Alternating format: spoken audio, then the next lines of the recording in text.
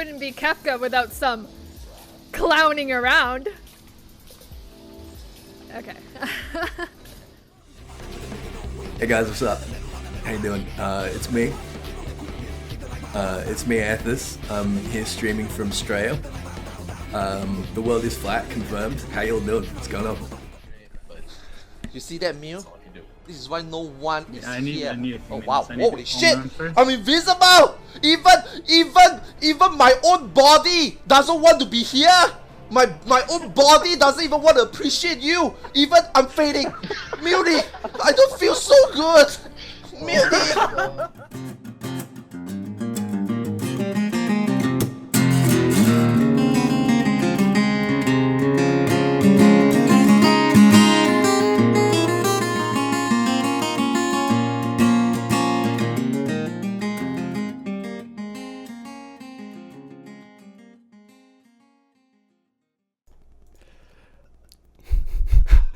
Welcome everybody to MogTalk, episode 144. Today we are going to be discussing a live letter, and I have lots of wonderful guests. If you guys have not seen MogTalk before, it's a show based around the Final Fantasy XIV community where we discuss everything from Savage Raiding to Chocobo Racing. And without further ado, let me let you guys know who we have on the show today. First, he's been on the show plenty of times. He's been yelled at by YouTube comments multiple times. He's been on the show. Mr. Arthars. Arthars, how are you doing, dude? Hey, what's up, man, guys? Hey, yo. Speaking of that, how was the comment about the last time I'm on? Was there negative feedback? I haven't actually looked at it. I was going to YouTube comments before, and so every time I go in there, I'm like, hey, he said something. Let me respond to him so we can have an intelligent conversation. It's always the worst. Are you surprised that there's negative comments about you on YouTube? Are you it's like a lot, like not just, I mean, usually when I go check the episode after I usually watch again.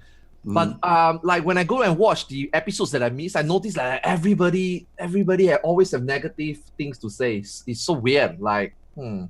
That is? That's YouTube. It's just YouTube can be really, really bad. YouTube. Like even Zeno's video as well.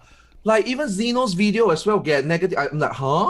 Like what the fuck is wrong with people? I don't get it. Everybody just hates everybody. I don't know what it is. Arthars, tell everybody who you are real quick, so just in case they've never heard of you before. Hey guys, I'm Arthars, mainly Final Fantasy streamers like everyone here. I usually stream at my time, which is like quite silent hour for NA, so might be a little bit difficult to catch me, but yeah. You can check out my VOD or anything, or hop on one day, right? I got some scenes for you guys. You're already doing like your closing shoutouts, right? I'm a fucking sellout now, man. I changed. I'm not the artist before. Okay. Have you have access to Twitch Prime? Do you know that with Prime you get free sub? You're watching Frosty right now. There's 4 people that you can use your Twitch Prime sub. Get 4 video, whatever the fuck. God. You know. There you go. All right. Our next guest here hails from Australia. I believe. I don't know. His accent's kind of British too. It's like the same thing, same kind of accent, right? Wow. Yeah. Yeah. Okay. Ethys, what's up, man? How you doing? I'm doing really good, Frosty. How you doing? Hi everyone. If you don't know me, I'm Ethys. It's pretty early here, so I'm still a bit kind of panda-eyed. I don't know if you've heard about What the Fuss, but if you We're just fucking selling out today. All right. Mizzteq. Mizzteq, the wonderful Mizzteq, been on the show multiple times. You guys have probably heard of her before. Mizzteq, go ahead and do your sellouts, man. Just knock it out. Can I get a Ms. Thinking in chat, please? Ms. Thinking? Oh, if you don't have that emote and you have Twitch Prime, you can easily... I'm learning so much from Arthars, how to promote myself. It's pretty good. But yes, I am Mizzteq. I am the creator of a couple guides on YouTube and stuff. I also like to stream Final Fantasy and horror games in my off time. But yeah, that's it. Nice. Hello. It's funny, Arthars, that we talk about this whole sellout thing. It's working, man. It's working.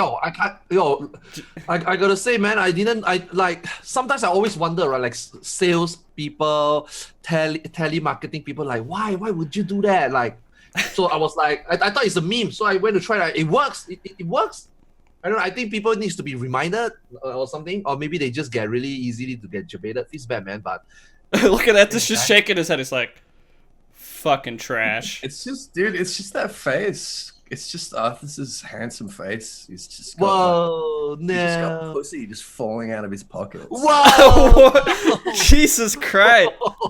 No. Like, God what can you say? What can you even say, man? You like, it doesn't matter what you could say anything, and people will throw money at you. No. I hope, but nah. I was born 10 years too early. I was born 10 years too early. No, I feel you. He's a grown man with kids and a wife and all that boring shit. No, that's all part of it, man. It's like it's the forbidden fruit. The forbidden. Yeah. Fair enough. You know, it makes sense. I completely understand. We're not going to get into a conversation about this, though. We're going to go forward into what the actual show's about, right? We're going to talk about the live letter, right? Okay. Enough pandering about Arthas's good looks, and we'll head forward here.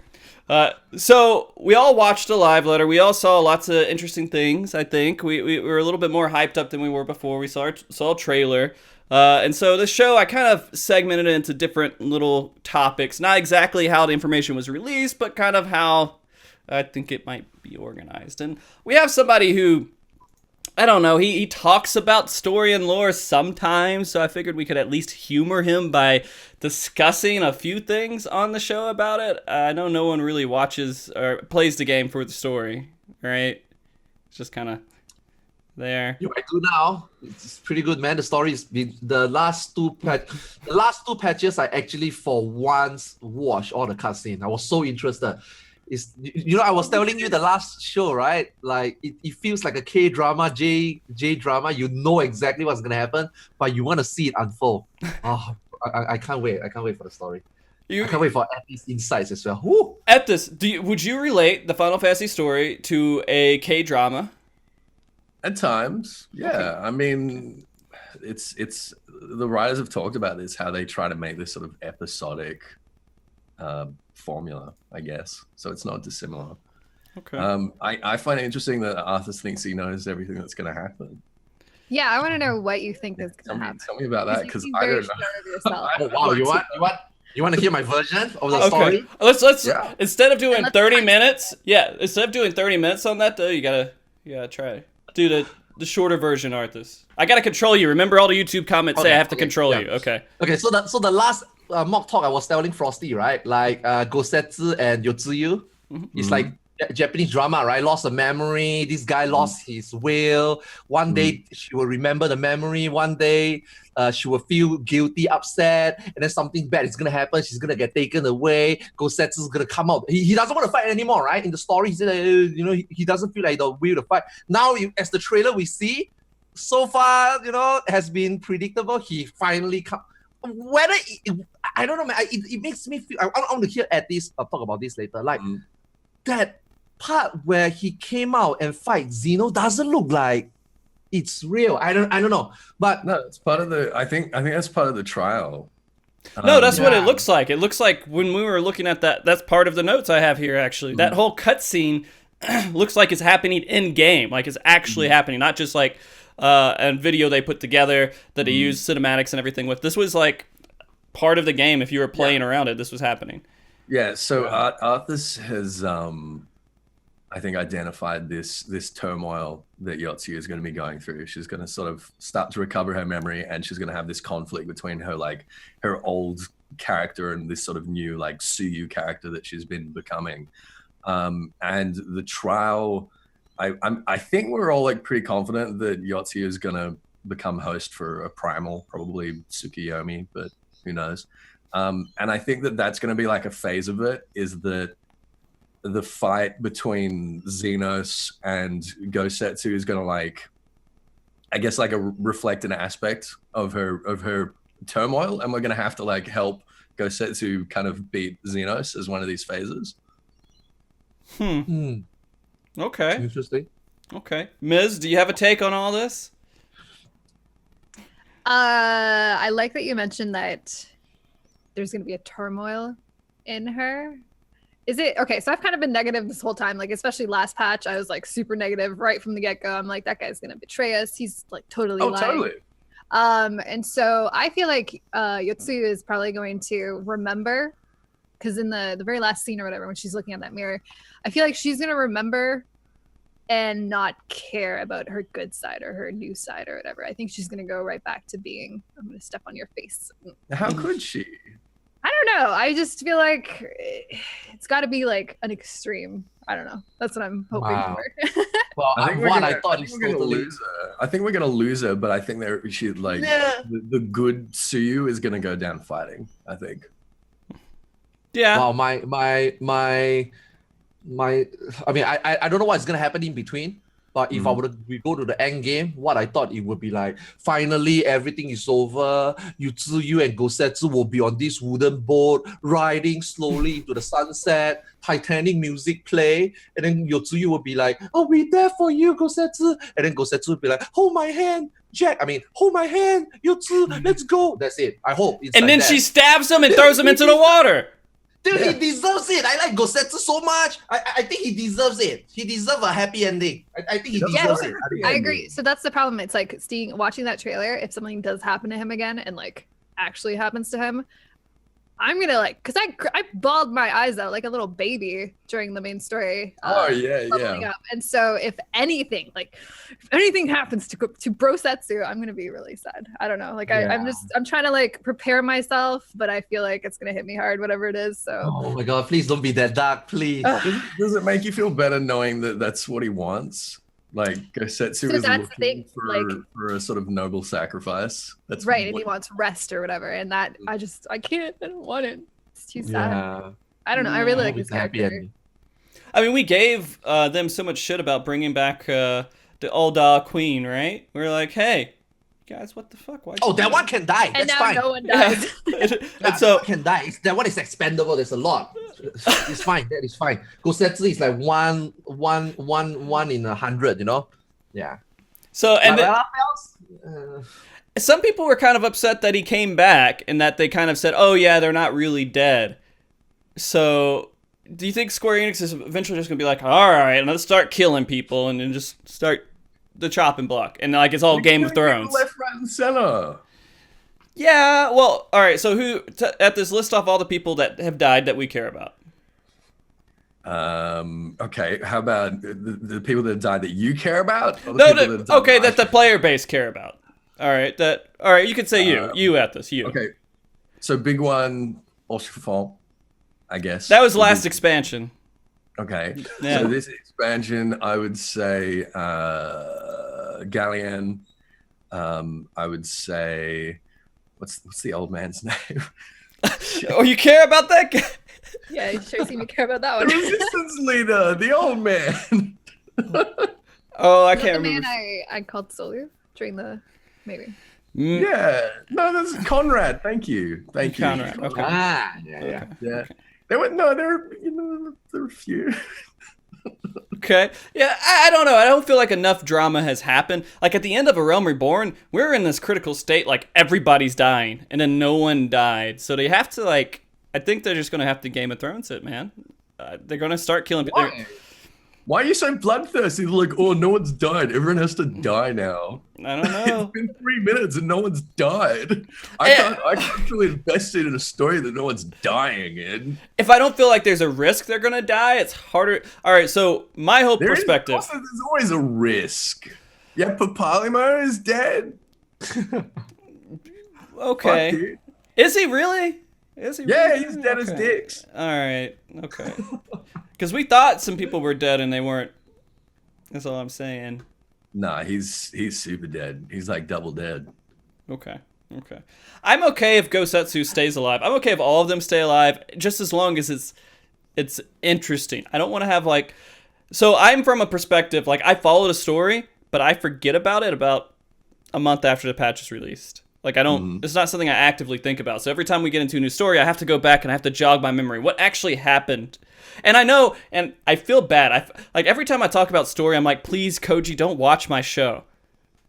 Don't be watching and hearing, because I love Koji so much, but I know he would cringe and he would hate anything that I said about story.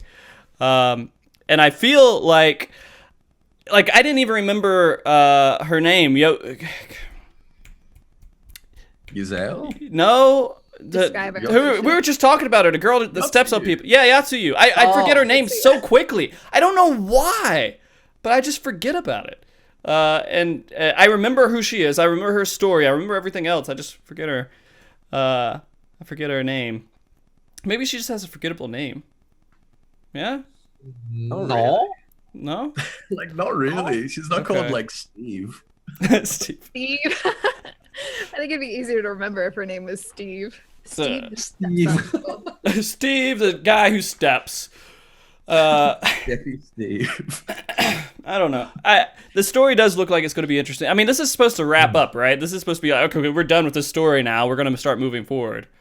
Yeah, it's supposed to kind of wrap up this, I guess, this story with Doma and with Gosetsu and Yotsuyu and, yeah, basically Asahi, all that crap. The guy needs to die a horrible death. I mean, they did a good job because I think everybody hates him.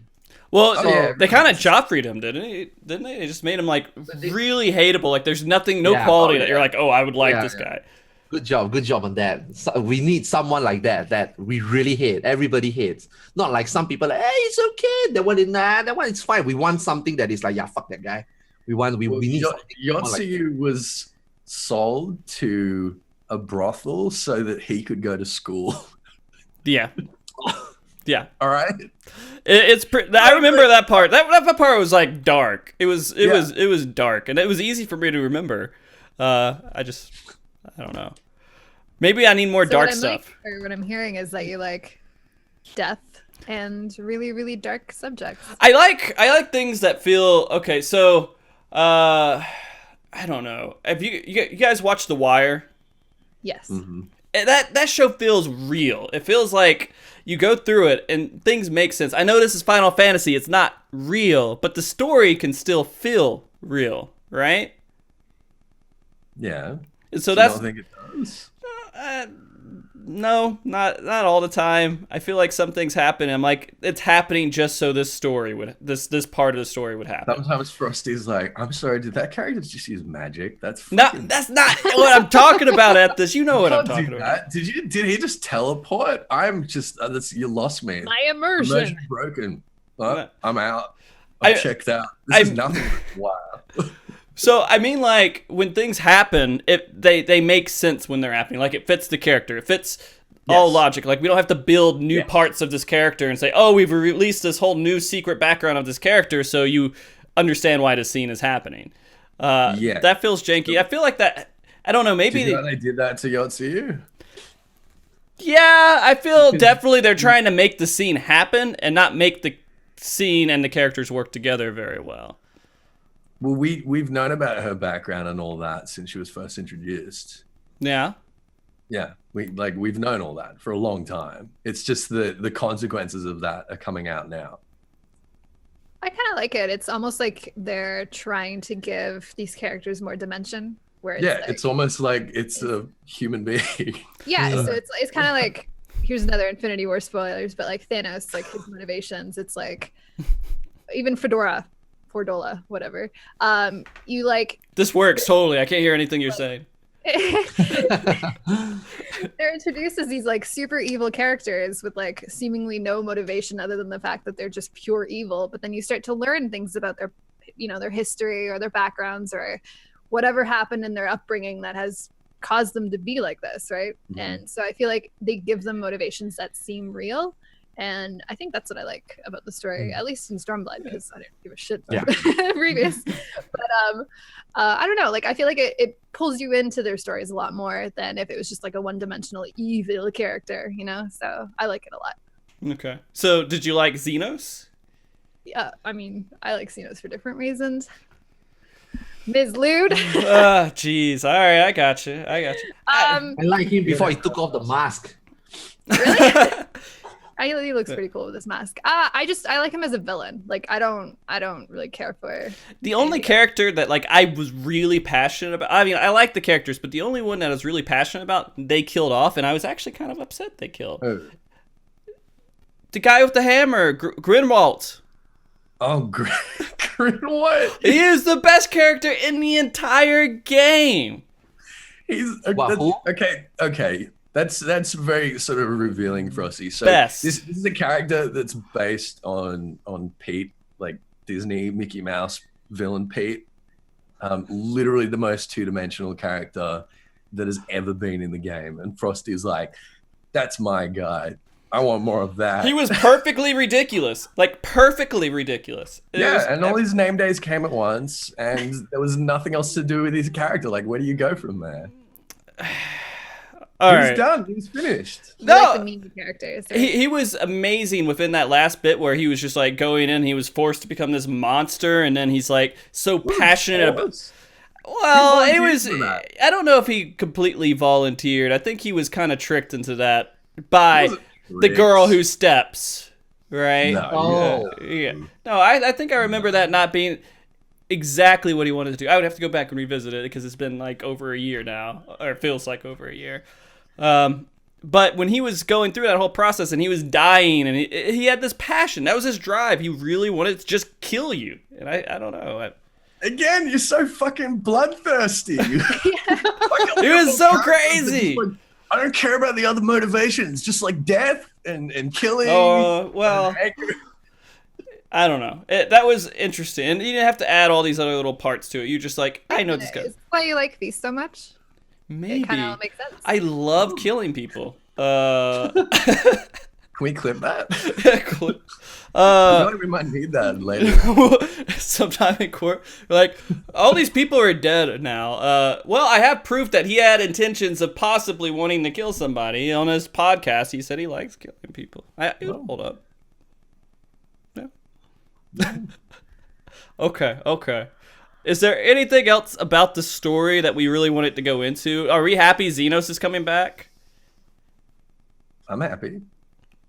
Arthas I isn't just find happy. it very weird. Like it's too sudden. Like the last patch story is just too sudden.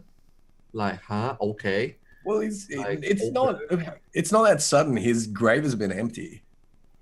Like he disappeared from his grave like immediately after the end of Stormblood. And people were like, oh, okay, that's weird. Mhm. Xenos has the Echo. Like, you remember what we had to do to defeat Nabriales and defeat La Habrea and defeat Igeorm? The reason that was so hard is because they had the Echo. And we think, what, Xenos cutting his throat? Like, you think that's gonna, like, kill him permanently? No way. So do you think this next development he will die again? I don't know. If we kill him like we kill an Ascian, then maybe. But it's just important to remember that people with the Echo, like we don't die like normal people do. Okay. So most people don't realize that when they're going through the story. They don't think about this stuff. And But so most people at this point of the story have done it like so many, like they've done it with the Warriors of Darkness, they've done it with Nabriales, they've done it with La Habrea, they've done it with Igeorm.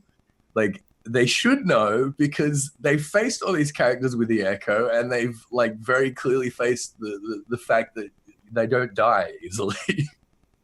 But I mean, like, I don't know. Again, I go back to the concept of having an hour and a half of story every 3 months.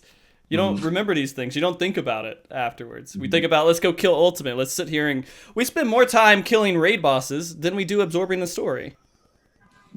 Right? Yeah, I get that. Yeah, no, I agree with you. That's true.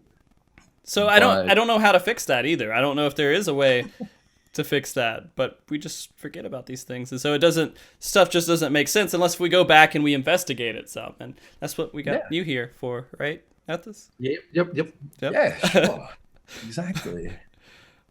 Ms., any opinion on Xenos?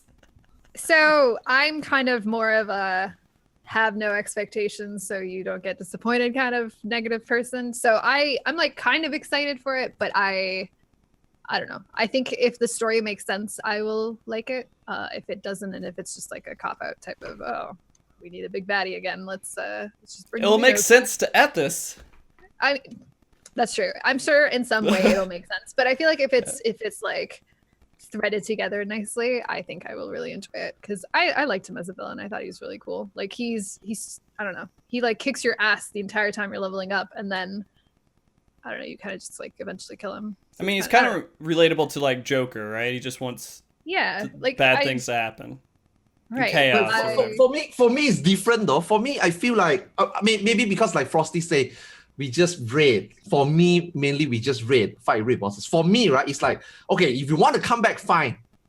I assume that he's gonna fight. That's why he's coming back for this finale, right? Now, Shinryu was amazing. How is this finale gonna end? Like you know when Heaven's Word is coming to a finale, we had Nighthawk, right? Now he already took the form of Shinryu already. Now he's gonna come back. For me, if he has to come back, he has to. I mean, the trial is secret. Really we don't. You think we he don't needs know to talk exactly what it is. Exactly. So is that possible? And if not, I'll be disappointed. For me, anyway. Like. Well, that's one thing. Maybe we don't. Maybe this isn't his finale. Maybe this patch is more about what Yotsuyu turns into and us having to fight Yotsuyu. Yeah, like you said, Xenos doesn't die, so maybe he will still be around 5.0. I don't know. Yeah. But I'm just excited to see what we are dealing with. So we're moving towards maybe like moving into Ilzabad and Garlemald in the next expansion, right? And we need something to motivate us in there. Xenos is completely off the handle at the moment. Like Xenos isn't fighting on the side of the Empire. He's not representing the Empire. He's a complete wild card, and he could be a massive threat to the Empire as well. So it's quite possible that we're going to enter the next expansion just following his trail of destruction. I have a really crazy idea because you just said that. What if they completely twist it and Gosetsu ends up being the bad guy and Xenos is actually on our side and they're fighting because that's okay, I can't see that at all. I mean, I'm throwing that out there. If it happens, I won't say I'm like clairvoyant or something, but just think about it. If that happens, if Xenos ends up being a good guy and Gosetsu a bad guy, I will give you like $1 million. That would be insane. It's recorded here. There we go. It would be heartbreaking for me though, because I can't imagine Gosetsu being anything but like awesome. All right. So we've talked about the story for about a fourth of the show so far. We might move on to other topics. There's some interesting things, right? Besides the story, it's funny how we're all hyped up for it. Oh, the first thing I'm gonna do in 4.3 is the story. It's the story. Seriously. Is that because you won't have anything else to do? I mean, 24 man. I mean, 20. I wasn't. I mean, since we are on it, I wasn't expecting Deep Dungeon to be delayed. So I was quite excited about the Deep Dungeon. Were you really not expecting it to be delayed? I mean, the first live letter, they didn't mention it, so I kind of like have a little bit of hope. This kind of side content always comes with a but because of Eureka as well, there's like you know, initially he was saying Eureka will be 4.35, and then after that it will continue to be updated in 4.36. So I expected, okay, so Eureka will be in 4.35, okay, so Palace of the Day be 4.3. That's amazing. So I was really happy, and then now they changed Palace of the Day to 4. It's only going to be. I think there's probably going to be like 2 weeks until Ultimate comes out, and then like another 2 weeks until Palace. Sorry, it's not Palace. Yeah, I'm not sure. Now that's the problem, though. How? Well, I mean, they could do one big content dump on the 22nd, right? And then it'd be like, all right, well, what do you do first? No, yeah, they've paced it out for us, and so our whole goal when it's released is to do the story and the 24-man. Mm-hmm. Yeah, right. That's the focus. As soon as the patch comes out, Primal. Well, that's part of the story, I'm assuming. Yeah, and I'd say most players that will easily, get them a couple of weeks down the road, and then, by that time you've got all the other shit coming out. Yeah. So we're doing this content here. Mm-hmm. I hear some sort of breathing in the background. It sounds like a respirator. Am I imagining that? Or is that just me? And a fan running, is that me? I don't know. Raining outside? Is there a Darth Vader ghost behind one of us? Maybe. Who hears it? Who? Arthas isn't here. Ethys, did you hear it at all? No, it's raining outside and there's birds outside, so maybe it's some background noise here. Okay. I heard when you first said something, but now I don't hear it. Yeah. Do you still hear it? All right, Yeah. let's all be quiet for like 2 seconds.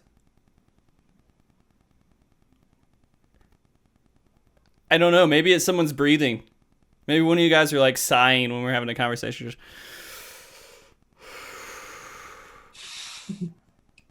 I don't know. Maybe okay. I'm insane. I'm insane. I don't know. Maybe I am. Maybe chat thinks I'm going insane too. But I hear it and it's just like, all right. Anyways, back to what we're doing when the patch comes out. 24 man in the story. So we're gonna enjoy the story. We're gonna go do the primal, the extreme, for our difficult content, right? And then we're gonna do the 24 man, which is tactics, which is kind of I don't know. It seems like it took up most of the live letter. Tactics, like the whole story, the whole implementation of the Tactics universe being thrown into Final Fantasy XIV, that was like the biggest part of the live letter. It was pretty interesting to see that, just because I thought they're not treating this like a regular 24 man. They're treating this like a super crossover extended event. Yeah. Right? Like, for me, I didn't play Tactics in FF12. So for me, it's like, None of you guys played Tactics, like when it was coming out.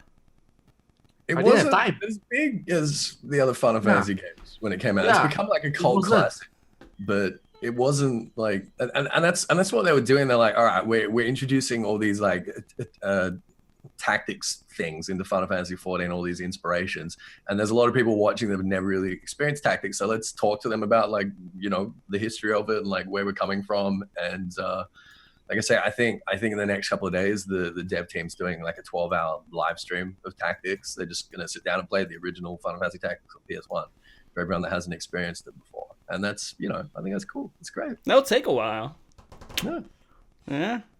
I don't know. Like that's so crazy because it means something to me. Although like the way they put it into the game, it didn't feel like super special for some reason. It felt kind of like this is Final Fantasy XIV with some tactics elements. Yeah, which is the whole idea. Yeah. And so, I don't know. I wasn't that attached to it, but I feel like there's a lot of hype behind it. Besides the three of you, well, are you guys excited about it at all? The 24 man? Yeah. No, Arthas is not. I mean, like I said, maybe because I didn't play 12 and Tactics, so like if you let me see Neo X Death, you let me see Kefka, I had something to connect to, but I did not play 12 and Tactics at all. So for me, this is just a dungeon and a 24-man raid. But the story I is knew like more so about it, I important. would be excited. The story's so important. It's like the MSQ and everything. Hmm. Like No, I'm just talking about the raid, like the raid itself. Yeah. No, I get that. Well, I mean, like the last one was a beautiful, beautiful raid. Oh. Mm-hmm. And this one as well is going to be like really exceptional. And they say that the story, nice. the story for this is actually going to be like longer and more detailed than the MSQ for this patch, which is pretty awesome. Mm-hmm. So I'm excited about that. Like that's really cool. And like I say, it ties into the MSQ in like really important ways, which makes me glad that they are giving it a lot of attention. How does it tie into the main story quest? I don't even know. To be honest with you. So the premise is that after Doma was liberated, Hien sent out these shinobi to the other provinces of Arthars to basically, you know, spread the news and inspire them to sort of rise up in rebellion. So they did, but the way they did it was by using Auracite, which is extremely volatile, which basically transforms the people that use it into these primal-like beings. So when we went to Rabanasta, what had actually happened is that the citizens had rebelled, the Empire had sort of come in to try and quell them, and these Auracite had just gone like out of control and just transformed people, and they destroyed the Empire, they destroyed the people, like everything just got completely obliterated. And we were sort of coming in the aftermath and cleaning up behind everyone. So it's really important to the MSQ is that it's basically giving us a scope of the war against Garlemald in the way that it's like exploded basically into this world war. Okay. I didn't actually get any of that, to be honest with you. When I was doing it, I was like, here's a 24-man. Well, This guy's cutting pillars in half. That's really cool. I It's don't. all there.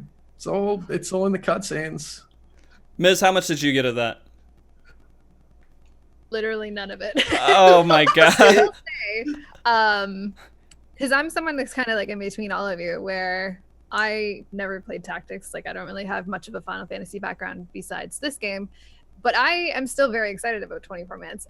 I say this with kind of like a grain of salt because after the first or second week, I will never touch it again because I get so sick of it doing it so much the first 2 weeks.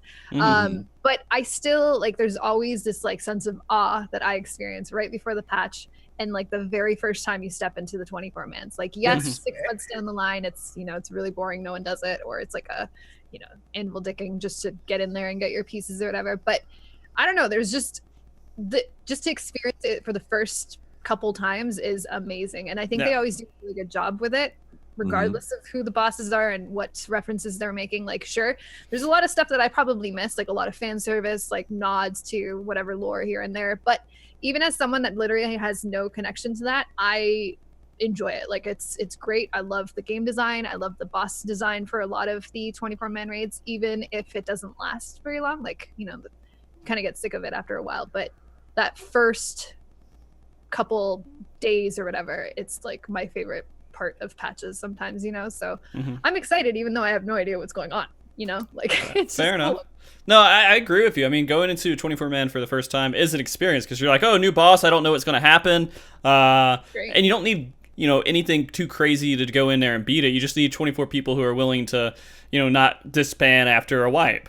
Yeah, and everyone is excited. Like, I love it so much because everyone is like super passionate about it. And I don't know, there's just like this, it's like the reason that we play the game all condensed into just like 4 bosses or whatever. So it's great. Like I'm looking forward to it. I'm not looking forward to the weeks after, but well, I mean, you have Ultimate afterwards, right? Yeah, I mean, that's true. Yeah, that's true. So we definitely have other stuff to keep us busy. Like you're not forced to do it by any means, but I don't know.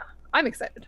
I hope it's awesome. And it looks cool from like the sneak peeks that we've gotten. And and there's another thing, like I don't know if this is just like empathy or whatever, but seeing people that have that connection to tactics or have the whatever, seeing them react to things that they recognize that are slightly different, but they're like in this world of Final Fantasy, it's like the coolest thing ever. I just sit there and like read Reddit comments about people that are excited for things, and it through osmosis, you just feel excited.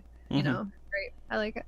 No, it looks like it's going to be amazing. Like there a couple of bosses and a couple of attacks were really unique. For example, we all probably saw the Ozma stuff that was happening where everyone's being sucked into a giant black hole. And that all brings us, because that was one of the 24 mans were like, oh, that's really cool, we like that. Which was weird because when you think about it, it really wasn't that crazy.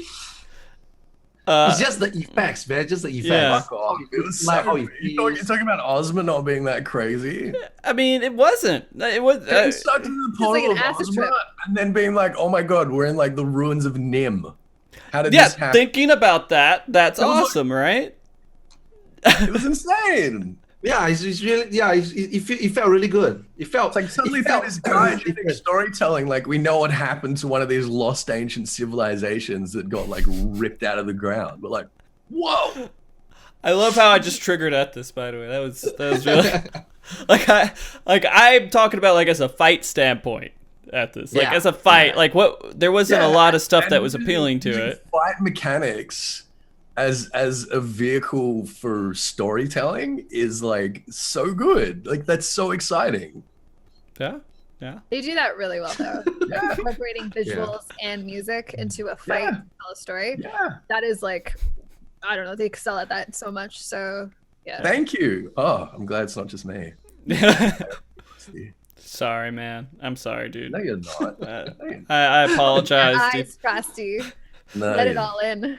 Oh, it makes so much sense. No, it's it looks cool. What are we being sucked up into at this? Do you know what we're being sucked up to?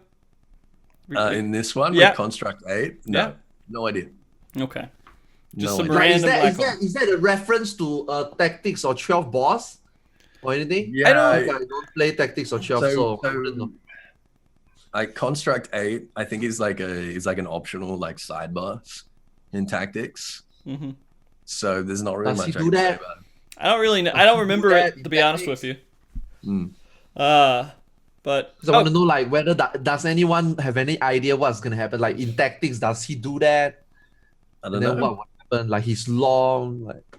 all right, Honestly, this no is a idea. question for the chat. Chat, let Mhm. us know if there's anything remotely similar to that, or if it's just something like, people really like this suck-in feature. Let's just throw it back in there on this boss, and that's what they're doing. It kind of seems. Yo, what if it's just simply he suck you in? It's the ultimate move, like going to phase 2. He just suck you in and just throw you up, blah, and you take damage. That's it.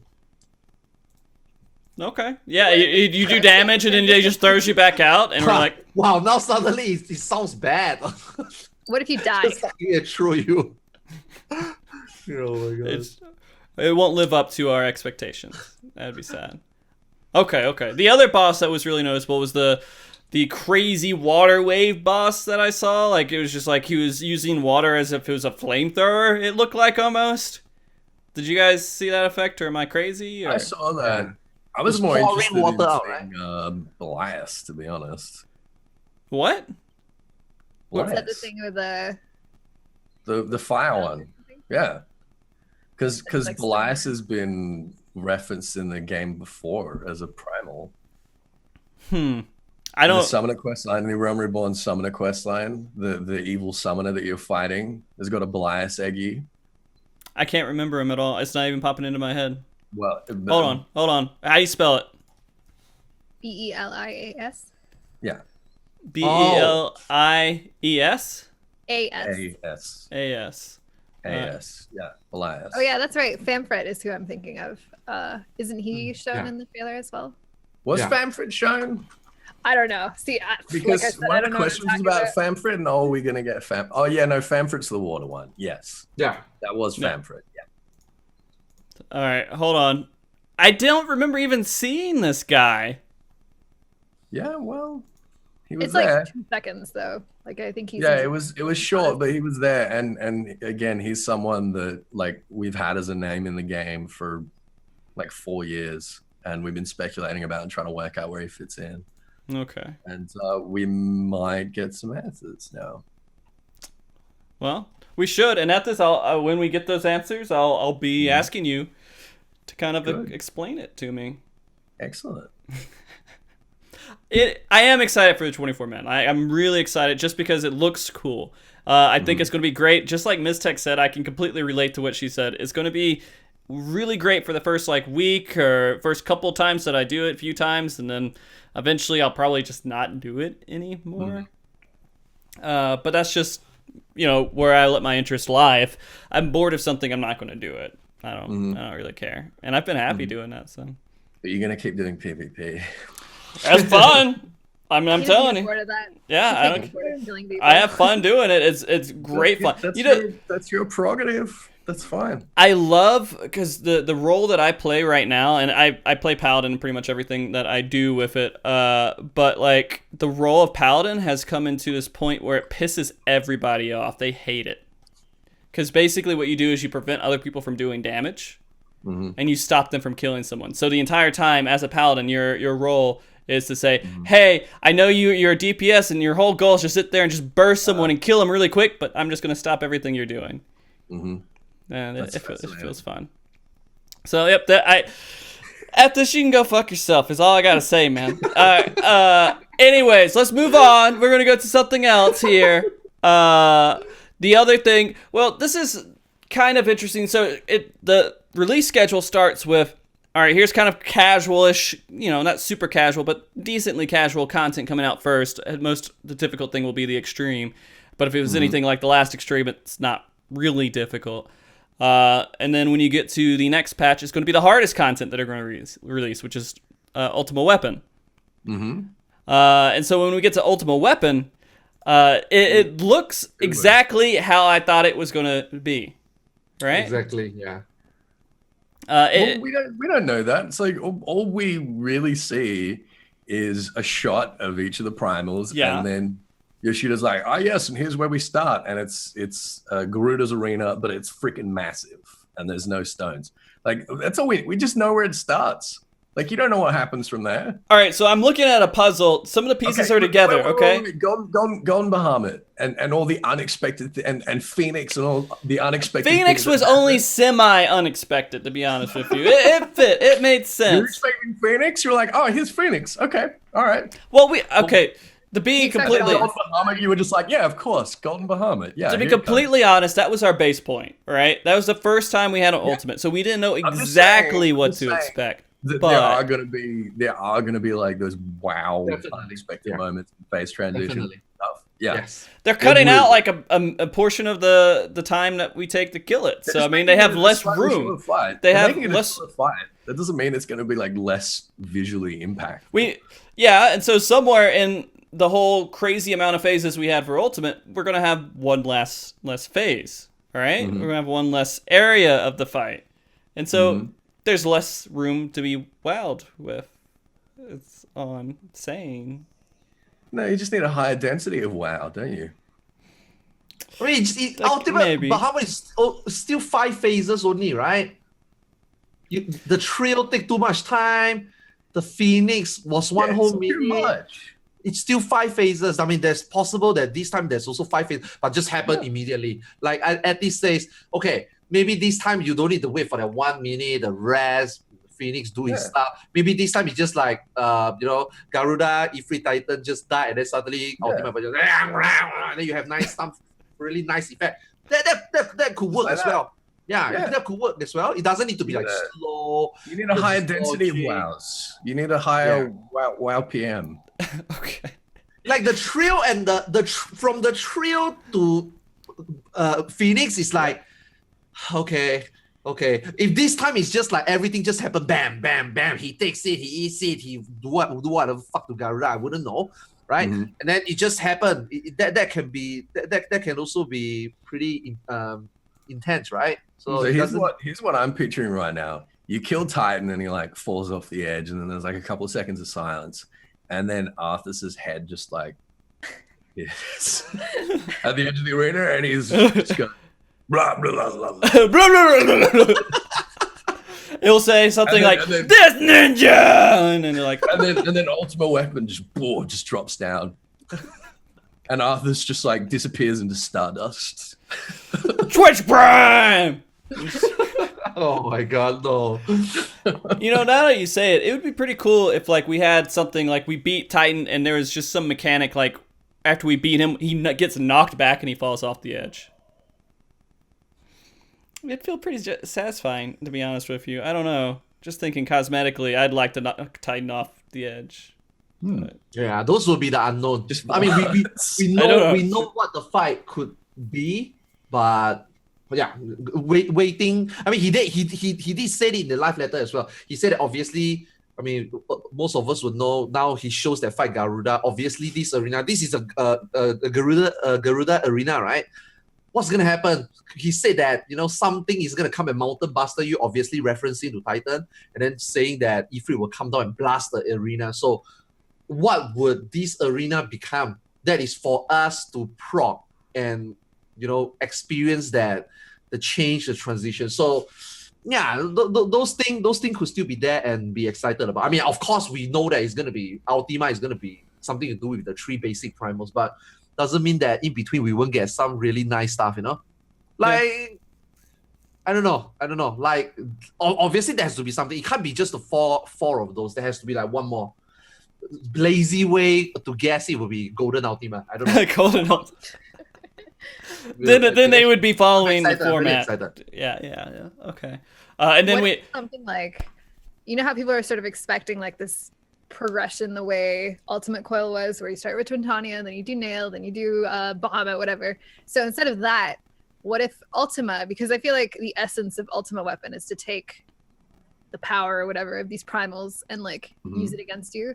So I was thinking, okay, that could mean that we're gonna have to deal with multiple mechanics from each primal at the same time. But what if they go absolutely crazy and it's like different every time, where it's like the combination of primals, like you have Garuda and Titan at the same time for one of the phases, and then depending on what happens, it triggers this phase, which could be, I don't know, like Ifrit and part of Ultima, or I don't know, some crazy insane like RNG fest, where the reason, because it's supposed to be shorter, right? So the reason it's more difficult is that there's like an element of uncertainty or unknown of what phases are triggered.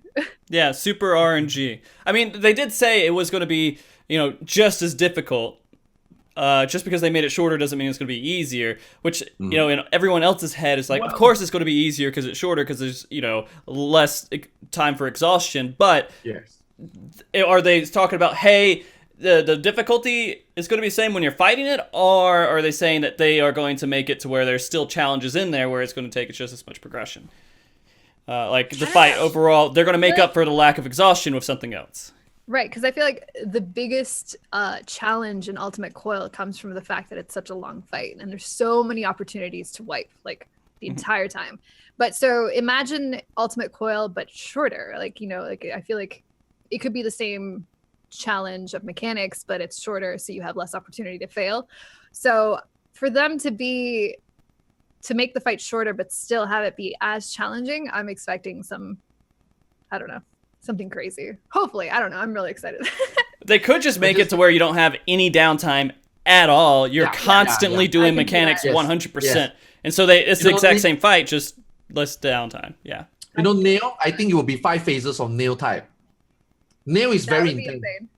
Nail doesn't let you think too much. And then the trio phase lets you have so much time that you probably can go grab a pizza or something in between the trio, It's like, oh, wow, Heaven's Fall is coming. Okay, so this, okay, I'll just wait for it. Nail is like, okay, I know this is happening. Am I going to get it? No. So am I get it next time? Am I going to get this? Where is people going to go to? Can I go here? Where would the white puddle be? Is it going to always be, is so, the tempo is so much faster. I think it's going to be like 5 phases of Nail type. And Nail, during prog, give group the most problem, I think. Like figuring out each trio is not that bad. But doing the whole Nail phase is just like, to get it done in a go 3.5 minutes was really insane. I think it will be something like that. Like you said, non-stop. Just non-stop. Okay. The moment Garuda is there, something just drop down already. You don't even get like, oh, Heaven's Fall. Everybody gather. Let's get ready your LB3. No, this time Garuda. I literally forget to turn on ACT, and I turn it in. Like I turn it on between phase transitions of Ultimate Coil without a problem. I can tab out, watch YouTube, and but yeah, I can definitely see how it would be way harder if there's literally no downtime. Like you just go. But yeah, it's all about like opportunities to fail, I think, is how they're gonna make the difficulty. And so we'll see. Yeah, I mean, we'll see. What if it's like 30 seconds shorter, and that's what they mean? Yeah, think about it, because that's technically shorter, right? It's just not as long. I don't know. Because if you cut away the trio transition, you cut away the 1 minute. Bahamut is only 16 minutes. Like if everything is like he doesn't take his own sweet time to cast the trio, because let's face it, he doesn't have to cast the trio. He doesn't have to stand there and ruin trio. He doesn't have to do that. He could have just suddenly the 3 of them come down and they just fly off and it begins the trio. He doesn't need to be casting, wait for the 3 to come down, fly away, and then wait for a few more seconds, then they appear. It doesn't have to be like that. He could just fly away and the 3 of them could just start the trio motion already, right? So if they cut away all this, Bahamut technically 16.5 minutes. So if they were to just cut all the bullshit and make it slightly lesser, 16 minutes, 15 minutes, like I expect it to be minimum 15, minimum. You still think it's going to be 15 minutes? Yeah, it should be. It should be minimum. So just look at all the other fights. Like they've always been that long. I mean, it's not WoW where you have like a 2-minute fight. It's literally always been like at least 10 minutes or something, right? We're talking about cutting out all the bullshit to it, but do we want them to cut out all the bullshit? I mean, it makes part of the fight, right? You see this stuff and you're like, wow, this is crazy. It has an impact to you. It's not That's kind of part of raiding, right? Yeah, I don't could know. be I think it's slightly good from faster, like no? psychological standpoint while you're in the fight because it lets you like reset your brain essentially for the next phase. But to make that more difficult is just to take that out completely. Don't give you people do that not have time to breathe. You do not have time to like shake off mistakes that you've made in previous phases. You have to go and be perfect the entire time for 15 minutes. Like I can see that being the main challenge, which is gonna be. Okay. All right. So ultimate. By the way, guys, slight thing. I did get that FFX progress site like at least online, so you can see some previous race tier information, everything. If you guys want to see that, it's not functioning with anything, so you can't like make a user. You can't do any of this other stuff. I just wanted to get a website online and be like, holy shit, I made a website online. Now I need to start building in everything else. But I will be using that website to track the world race when it happens. I just haven't gotten the exact way that it's going to happen yet. So it could be just Google form, and then I take the form information and I put it on the website instead. I mean, I honestly could be what it is. Are you anticipating first week clear? Week Yes. one clear? Yes. Yeah. For ultimate, 7 to 8 days. Without doubt. There's going to be 3 to enough 7 hype days. behind it, and there's going to be enough people reckon- mentally prepared to do it. Yes. Day 6. I think this time people will be more prepared. Like unending coin, too many people overestimated themselves, and too many people underestimated Square Enix. Yeah. It completely blew my mind. When I saw me and Muni in chat, right? Me and Muni were like, how long will it take this to take? I was like, 3 days. Muni is like 3, 2. And then Frosty is like 28 hours. Yeah. So Frosty is like, I'm going to guess it's slightly more 28 hours, all of it. And then when I start doing it, That's the exact way we sound it. Yeah, people's expectations that are gonna good? be realistic now. yeah, it's good. It's good. When I got to nail phase, I did it for 3 days. I'm like, I might need to cancel my holiday, man. You know what I mean? Holy shit, man! It was like end of the year. I was like totally. A lot of people wasn't prepared for it. A lot of people is like, wow, dude. Like my static leader, co-static leader is like, we have to kill this before November. That was October, by the way, when the content came out. We have to clear this by end of November because I've scheduled holiday for the first week of December. All of us is like, that's not gonna happen. That's not gonna happen. Then we start to chop members because people were just not good enough for it. A lot of people overestimated themselves. So this time, I think these people will be way more prepared. Yeah. Definitely. Yeah, and we're going to have a lot of different mindsets at the end. They're like, yeah, we cleared it a lot faster than the other one, Ultimate, was cleared, but we prepared for the time of Ultimate. So it's going to be different. I think within a week, for sure. It's not going to be as crazy as it was before. Yeah, I don't think it will be, just like Mizzteq was saying, the time was one of the main reasons why it took so long. I mean, cutting the 15 minutes continuously fight, at least people can. I mean, you will technically you will proc faster. Just because things keep coming at you, you will be, I mean, our mind will be more prepared for it. Like, the trail took so long because it wastes a lot of time. Sometimes you just switch off that 1 second. Sometimes you waste time waiting for it to happen. So this time, if it keeps coming and people just keep going at it, people just keep recovering, you see more mechanics, I think, yeah, it will definitely be faster. I'm expecting 7-8 days. If not the first week, definitely like after reset. That's how I feel. So you reckon 7 to 8? I reckon 6. What do you think, Miz? I have this like divide in my brain right now. So the realistic part of Mizzteq thinks it's probably going to be about 8 days, let's say. Okay. 8 days. But Okay. but the I don't know, like the wishy-washy, I don't even know what the word would be. I would love for it to be like 2 weeks again. Love. Yeah, that'd be great. That excites me so much when you like wake up and I check Twitter and I check Frosty's Twitter and I'm like, who cleared? And that doesn't happen for like 3 days, like a week. I was like, oh my God, this is the greatest thing ever. Plus, I feel like it really brought the like player base to this like new level, new appreciation for the devs and stuff, because up to Ultimate, everyone was like, nothing's hard, Savage is even Savage anymore, nothing, like there's no hard content, yada yada yada. And so like you said, Arthur, is like they definitely underestimated the devs, right? And so seeing people like struggle, or not like struggle, but actually have a challenge presented to them. I don't know. I hope it's 2 weeks, but it's probably, I feel like it's going to be 8 days, just like you said. Like everyone is, or at least a week or something. I don't know. Everyone is definitely more prepared, at least mentally, to face what is going to be thrown at them, regardless of what the mechanics are. So I don't know. I would love to see. It was really good for. It was really good for Twitch as well. Yeah, that's true. That's another thing. It like the directory during ultimate progression than there were like at the launch of Stormblood. It's crazy. Yeah, it's crazy. Yeah. Do we think it's gonna have the same reaction? Like, are people like? For the first week, for sure. Oh, like, definitely. Yeah, there's I like probably. I don't know what it is. Like, it's so much fun watching something that is a challenge to the people that are playing it, you know? And for the longest time, especially in like downtime or like the lulls of content, you don't really see that as much. And I think that's why Final Fantasy or MMOs in general suffer from that on Twitch, I would say.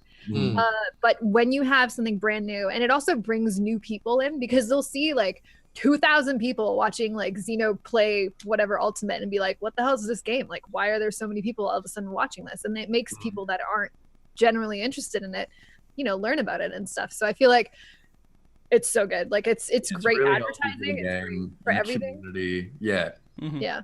It's like healthy for it. Yeah. And I really like that. Because when you watch Ultimate sometimes, right, it's Savage. If those people, most people can do Savage. If they can do Savage, sometimes most people's mind will be like, why do I need to watch anyway? But if you are doing Ultimate, some of them know that, number one, they don't have the time for it. Number two, they don't have the people for it. Number three, they don't have the skill for it. So might as well watch it. It's a good spectacle, right? It's like watching football. You're not gonna play like Messi, Ronaldo every week, right? Yeah, so that's why you go and watch it. But if everybody can play like them, who wants to watch? You know, that's why the thing is like it's this piece of content that's geared at like such a small minority of the player base. It's like I'd say it, like what 1% of 1% of the player base is like seriously doing an Ultimate, but like everyone's watching it. Like literally everyone is engaged with it, and that's why it's like such an exciting piece of content. Yeah. So that's Ultimate. Yeah. Do you think that there's going to be a lot more teams who are racing that will be streaming? Yeah. It seems like it. Like, I think it's become a lot looser. Like, it's not crazy secrets anymore or whatever, or Prague, whatever. Like, it seems like, because, okay, so it's like one thing to look at Ultimate Coil, for example, and like watch it and be like, yeah, I understand the theory behind that mechanic. It makes sense. I understand the fight. But then to actually do it, whole nother story. So I feel like the whole mentality of keeping progression secret is kind of like an old tradition.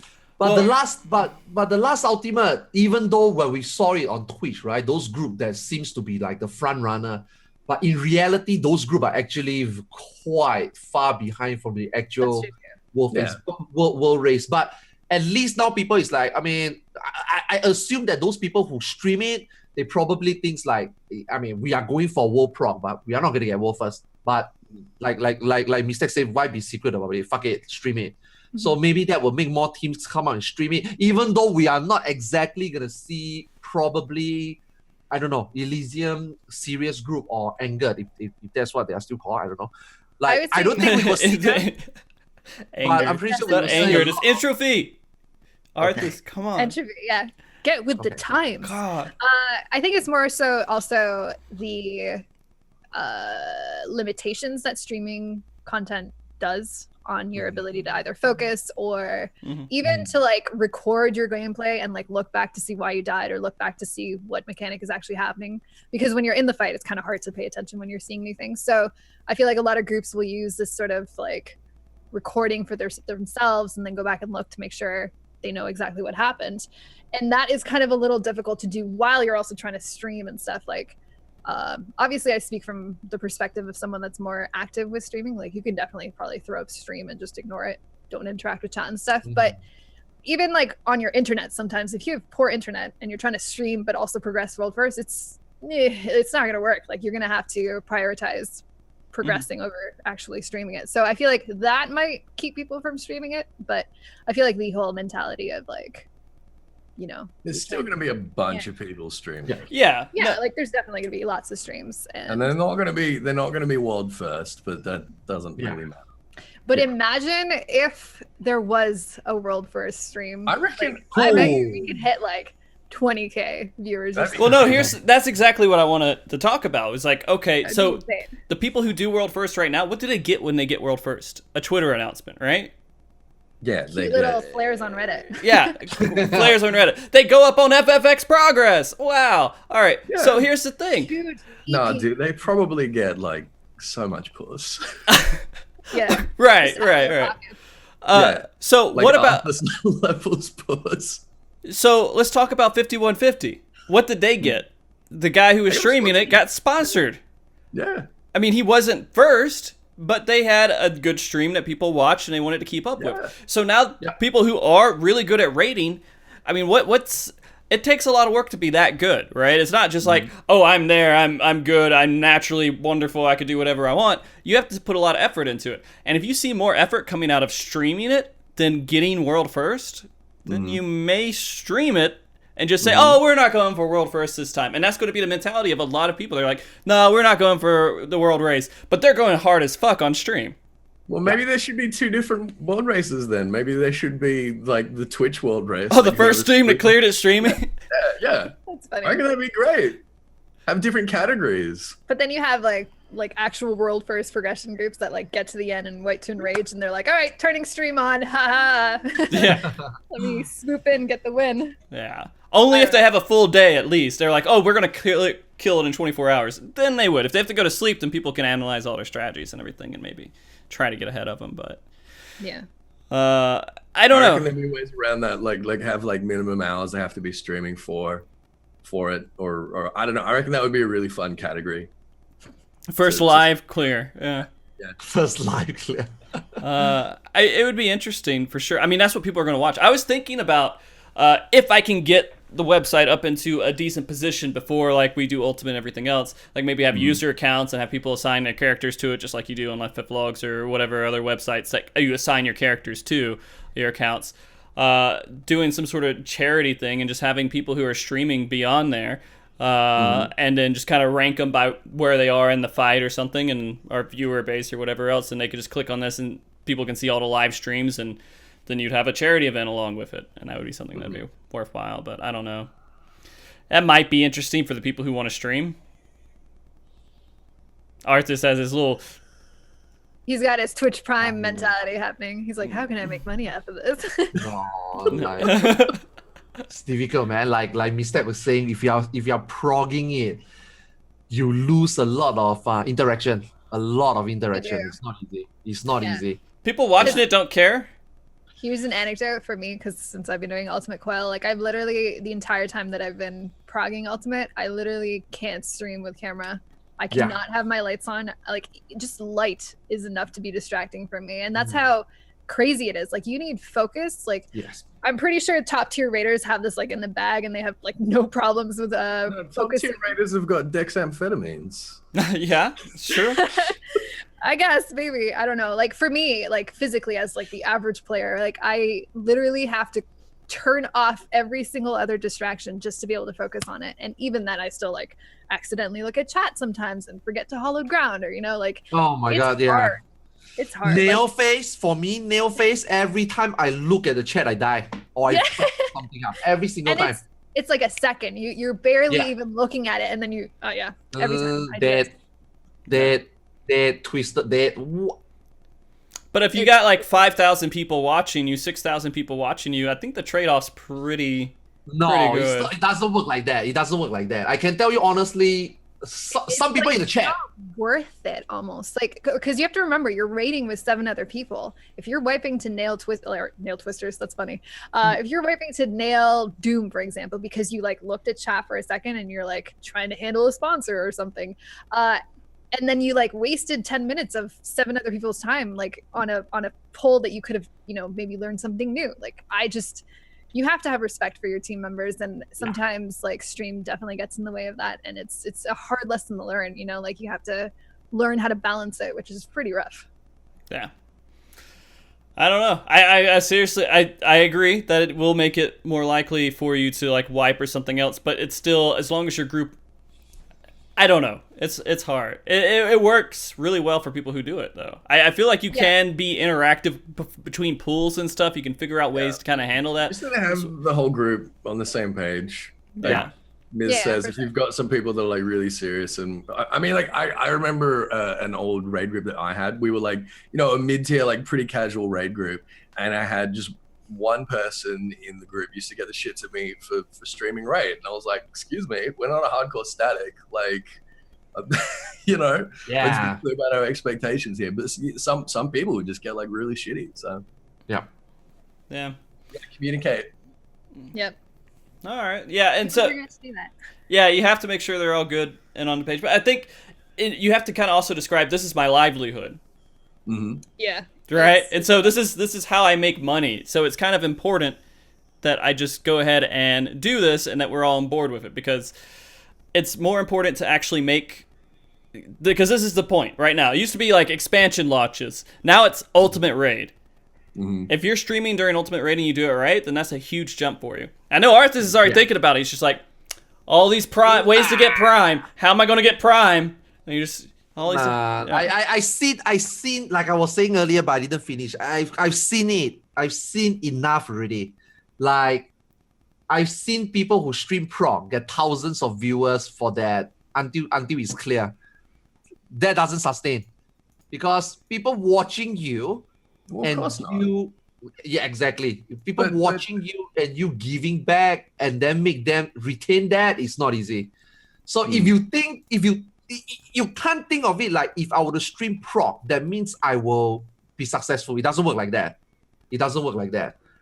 You will get that. You will get the exposure. You will get the viewership. But it gives you opportunities. That's the thing. Like, you need other strategies to sustain it. But the thing is, every time we get like an expansion launch or like a spike in viewership in the category, like it gives us an opportunity for more retention. So yeah. No. Because if they were to just stream for world first to let people watch and then they don't stop streaming, it's not gonna last. If they follow through from there, that is the opportunity. You know, but Final Fantasy XIV in general, once you go past that race, and you know, these people are good people. These people can clear things really quickly. They clear things so quickly that there's nothing else to do. It's not easy, man. How are you going to play Final Fantasy 7 days a week with that intensity? You play 4 different characters, right, Arthas? Oh, that's different. That's I go other server and roast mentors. That's different. Okay. Like for me right now, I stream 14 for fun. Like I'm using my green screen to have fun. Playing the game itself is just, for now it's whatever. But when Ultimate comes in, I got this bad feeling that I will be too focused on raid that, I don't know. It's not easy. Yeah, it's not easy. It's really not easy. Yeah. You know, my static wants to raid 9 hours for Ultimate, 7 days a week until we clear. I look at him like, no way. I like how this MogTalk has turned into streamer woes. The streamer, yeah. Well, I mean, we can all relate easily to it. Not me. I don't even know if I'd call myself a streamer anymore. God, I barely. I'm gonna start streaming again, and I'm gonna be the. Hey, you said you want a MogTalk week. What is that, midweek, right? What happened to that idea? I was thinking about it. You know what? I have all these ideas, right? I'm like, what if I did like 5 MogTalks a week? What if I just like every day we had like PvP day, we had raid day, we had a general MogTalk day, we had like, you know, just lore day with Ethys, you know, just every week. Therapy day. Do you know how insane I would go? Like, I would literally be like, I'm just burning through content and just destroying like every single conversation we could have. I honestly think I could do it, but it'd be a lot of work. A lot of work. Like, you would burn yourself out. Yeah. I am going part-time with my job to start back up with school and everything, because this whole thing with the website has inspired me to go back and get a degree in web development. And so I'm going to be working on that. Awesome. So I may have some more time. I'm hoping I'll have more time for streaming and everything else, but yeah. Streamer woes. Yeah. I like that face, Ethys. Just how do you do that? Maybe I need to get the hair off my chin again. What? Yeah, just the mustache. Yeah, I don't know. You're something with the whole area, your mouth area, like it's mostly chin. Yeah. Yeah. Okay. I don't know. You did something. I missed it. I don't think you're supposed to say your face is mostly chin. I don't think that's very nice. Oh, I'm sorry. Sorry. I mean, it's true. Okay. All right. Say. So, Arthas, the only reason I'm bringing this up is because you said you wanted to bring it up. Is that you wanted to talk about PvP. And before all the Resident Sleepers hit the chat, all right, before we all hit that, why do you want to talk about? Because I have created this rule since last time that I don't talk about PvP unless if it's a PvP show. But I pulled you back to talk about it, dude. Listen, So why? Listen, semi-finalists get free travel, free hotel, free ticket to the FanFest. Look at that. He's like, whatever, I don't care. And I believe in you. Look, I have a deal, right? If you can get in, okay, possibly. I'm gonna propose two options. Get me into your team. I want that free ticket, or you can go get it. Register me for the free flight. I will pay for your domestic flight. We'll share the same room. Let's go. Let's make it happen. I'm serious. I want the PvP now. I want to get good at PvP. I want to get that free ticket. Dude, it's expensive, man. Going from Singapore to Las Vegas. Yo, let's do it. Honestly. Okay. You know what? You share a hotel room with anyone that takes you to FanFest. I mean, just kidding. Like, I would do it. All right, Arthas. If you want to, you could be on my PvP team. We probably won't win, but you could be on my PvP team. Didn't you win last year or something? Me? Or last FanFest? I was on stage because I wrote on a forum that I was a gold PvP member, and they're like, "All right, get up there." And I was like, Wait, really? Yeah. Wait, they didn't do any check. They just like, oh, let's. No, I think they did some sort of like check to see if you were like at least a decent rank, but it wasn't like super planned out. And so like I went up there and I died because I ran to the wrong base on stage, and it was great. That's changed since I don't play Machinist anymore. I play Paladin now, and so it's been completely different since the last FanFest. But I was number 48 on the boards. All right, on my data center. So I'm okay. 50. Shut up, Ben. 50 people playing PvP. Okay. Yo, but okay, no, serious talk. Do you think this will make more people try? I mean, obviously, right? Oh yeah, for sure.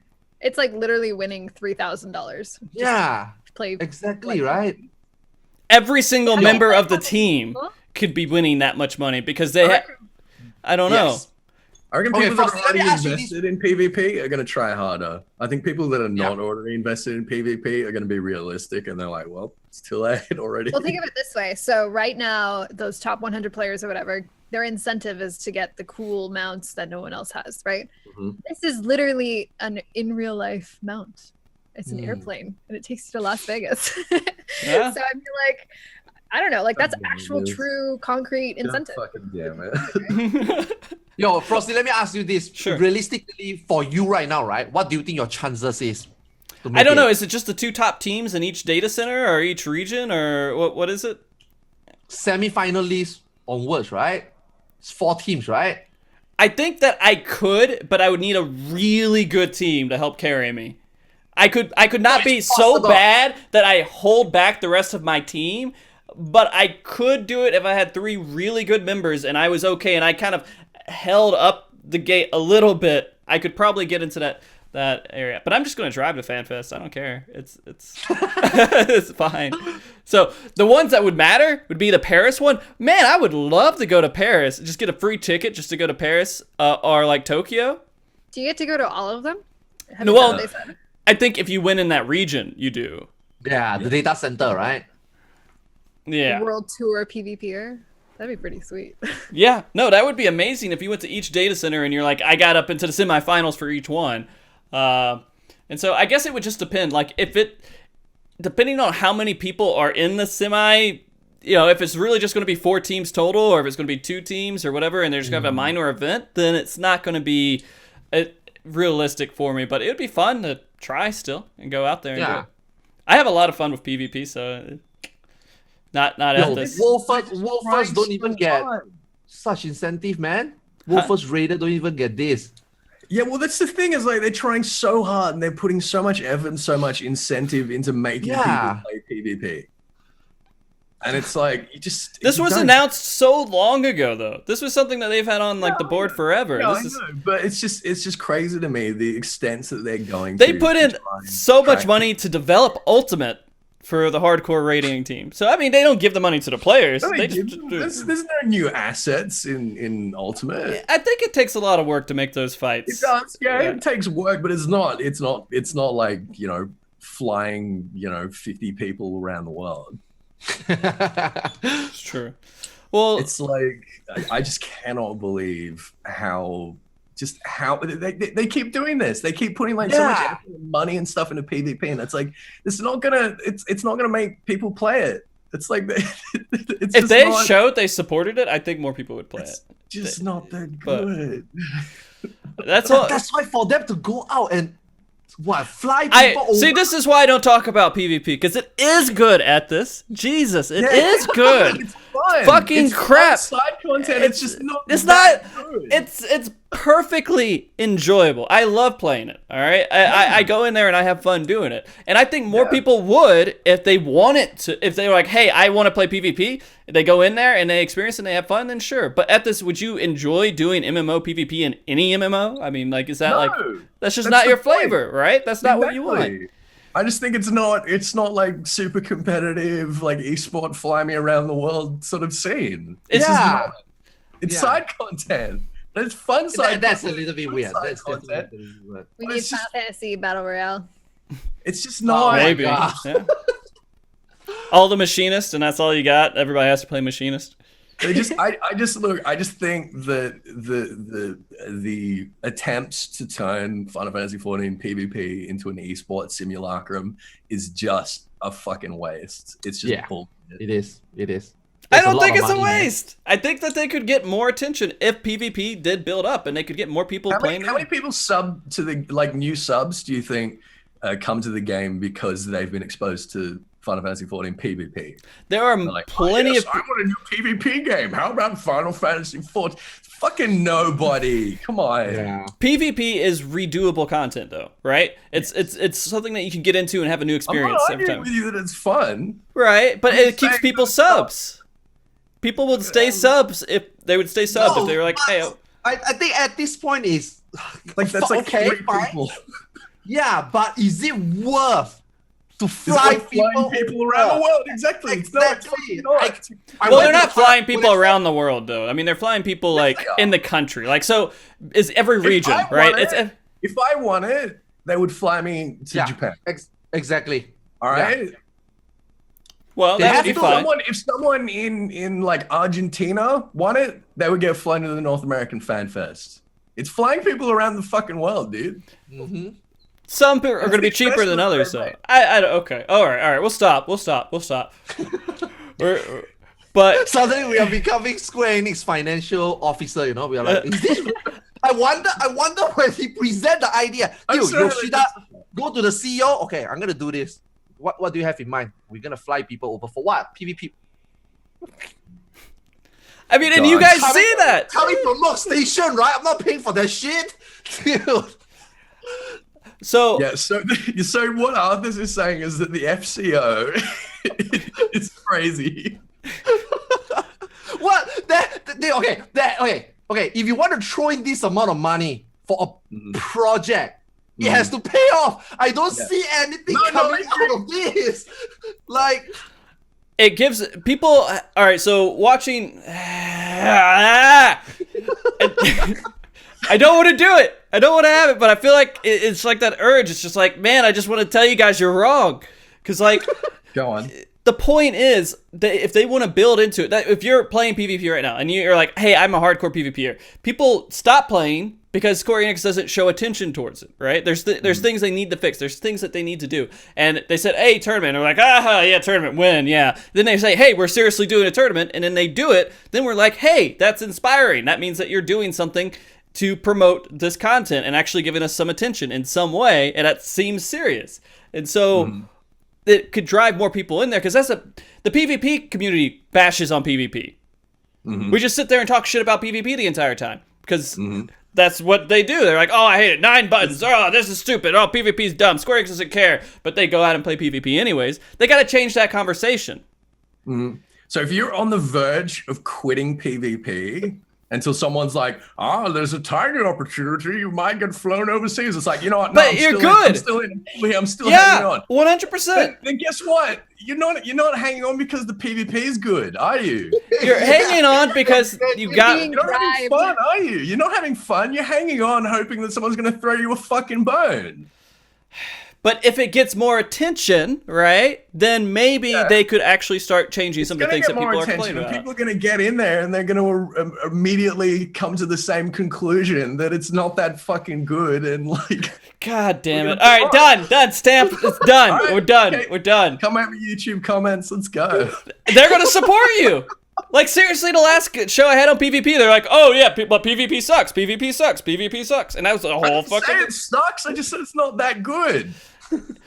It's not international flight for competitive scene good. Yeah, it's not. It's bad. You're right. Bad, but, It's just not that good. But they have to build up and make people want to do it before it can be that good. People have to make it good. It is not bad. Money and tickets. Exactly. I'm with Ethys on this one. That's not the way to. I understand your point, Frosty. It is good. Draw it. What? No, there are things that we want changed, just like PvE. I want Dark Knight not to suck in some areas, and I want certain samurai. But Knights all around the fucking world to go to Dark Knight conventions. Like the reason why Miz is all right. Hold on. We've all been arguing between the three of us the entire time, and Miz has not had any bit of this conversation. I'm just like, mommy and daddy are fighting. I don't know what to do. No, Frosty, the reason why I bring up the show is because I'm kind of joking, but kind of wondering how everybody think. Does everybody think like me? I mean, I'm just joking, right? But do people think like me? Like, I don't care. Like Ethys says, the system PvP is if I want to play PvP, I'm not gonna play Final Fantasy XIV PvP. But dude, if I really want to do it, and if I somehow have a glimmer of hope to doing it and get tickets, sign me up. But is that what you want? That Final Fantasy draws you into PvP? You want it to be fun. People try it, right? Not because of it is fun. They try it and then they have fun. I don't know. And if they have like a serious golden carrot at the very end, then they'll actually get into it. They won't just try it for 2 seconds, die, and then be like, oh, this sucks because I died. Oh, my teammate sucks, so I lose. It's not fun. And that's what happens. People get into PvP and they don't immediately win, and then they think, oh, it sucks. It's stupid. I'm a good player, but this sucks. Okay, let me say something. Sure. Because I can actually jump in. Okay. To what you said. So last season, I don't even know when it was, honestly. So last patch, Solo and I did some PvP, and we had a ton of fun. Like Feast, I have to say, was a ton of fun. And this is from someone that had literally like not really touched it. But the problem is I had all this fun. It was great. I actually even looked forward to, new stuff in PvP. But the problem is the next time I try, like 2 months or whatever later, I tried to queue in for PvP, and I was literally in queue for like an hour. No PvP. And the fixes, it could be fixed. Guess what? We have a tournament. I think the issue is it's not that there aren't people that, so the problem is like Ethys was saying, the content, like the core concept of the PvP matches or the PvP maps, whatever, there's just something there that's missing that makes people not want to play it in the first place, which leads to the snowball effect of more people not wanting to play because the queues are so garbage. And it's like, if the actual core elements of everything were fixed to the point where people were like, hell yeah, all I do in Final Fantasy is PvP, like World of Warcraft, for example. I don't think the core elements are why people don't play it. I think the queue is definitely a reason. The queue is 100% a reason. But I don't think the queue. Because everyone says it sucks. Everyone's like, oh, you shouldn't play it. Everyone's sitting there shitting on it completely. Everyone's saying all this stuff. It's an echo. You know everything about the echo chamber at this. You think it's a myth. You think that PvP being like okay but not very good in Final Fantasy XIV is just like... In my personal experience, it's an over-exaggeration. I don't know. And there's... I would say if they could find a way to appeal to everyone so that I don't know, Okay, so the biggest issue is that people will come into my stream completely new that are like, oh, what's Final Fantasy about? Is there PvP? And then I'm like, if you want PvP, you gotta try something else. It's not like so the problem is I like do not feel comfortable as a human being recommending Final Fantasy to someone if the only thing they do is PvP. And that's what the problem is, you know? But then you said but you said you enjoyed it, right? You had fun and you were looking forward to it, but you couldn't queue into it. Yeah, so, because nobody plays it because no one enjoys it. Well, so I feel like you have to understand. Like I come from I played literally PvP and WoW 18 hours a day. I'm not even joking. Like I had an addiction, and so to come from such a PvP centric background to an MMO that really doesn't have that, I just can't. I can't. I don't know if you've played other MMO PvPs. Like even some. Okay, I don't want to start a war, but. For example, Rift is a complete almost WoW ripoff. It's very similar combat system. It's very similar to Final Fantasy as well, but their PvP is fun as fuck. Excuse me, am I allowed to say that? No, we're a Christian talk show. No. No. So the problem is it's they have options. They have multiple feast maps. They have tons of things to do, and I don't know, it's just in Final Fantasy it's kind of slow. Feast is probably the fastest it gets, and while it's exciting and fun while you're in it, if you're made to wait extra, I don't know. It's just.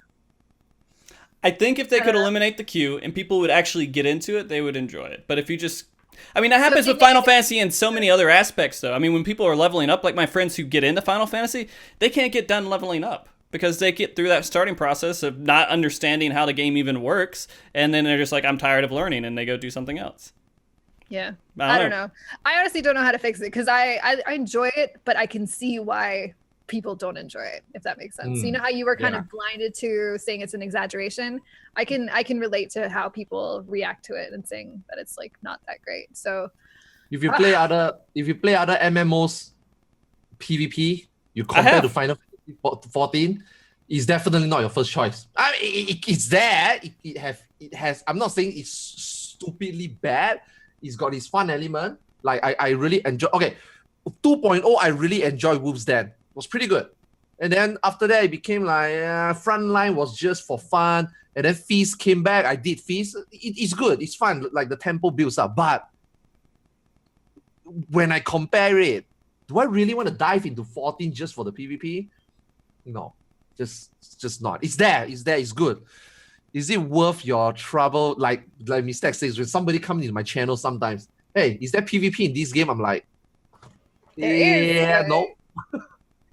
You might need more. I don't know how to. And this is what I don't bring PvP up. Yeah, sorry. Because because talk about job changes. We could talk about. Oh yeah, I guess we need to talk about job changes. Yeah, all right, cut off. PvP's done, guys. No more. All right, so job changes here. Dark Knight. Let's fly people out for Dark Knight changes. Here we go. Dark Knight. It can now what? It can. They can't fix it. No, but wait. They can plunge way faster. Yeah, and I've been told that's a pretty decent buff. That's a pretty big quality of life change. Yeah, because plunge currently clips the GCD quite significantly, and you're using it as rotation. Even single with sometimes, I always thought it on any always clips. I always thought it was weird that plunge was actually part of your rotation. I always felt like one of those things that you're supposed to. Yeah, no, it does, right? No. But it's one of those things where you're just I thought it was just going to be something where you charge into a fight and then you're done using it, or you try to change and it's just a mobility thing. But it's actually part of your rotation. Yeah, because that's damage. Yeah. Spine Shadow Dive and Dragonfire Dive and Shoulder Tackle and it's all. And that Paladin gap closer that we have. Sprint. We don't need a gap closer. Paladin's doing fine. I'm okay with not having that as long as they don't take away, my cover, which we use for 1 or 2 fights. The point they made with Dark Knight is that they've heard the feedback, they've seen the feedback, they're receptive to the feedback. They've made a plan, and they've worked out that in order to sort of fundamentally change Dark Knight, it'll take them about 6 months. Yeah, which is crazy. Which is crazy, but at the same time, it's fair enough. It took them a couple of patches to make warrior changes. like, yeah, maybe we'll see it in 4.4. Maybe we'll see it, fixed in the next expansion. But what they have said is like, hey, we hear you guys. We hear what you want. Like, we're listening. We're receptive. And I think that's good, right? That's good. And in the meantime, his a Band-Aid.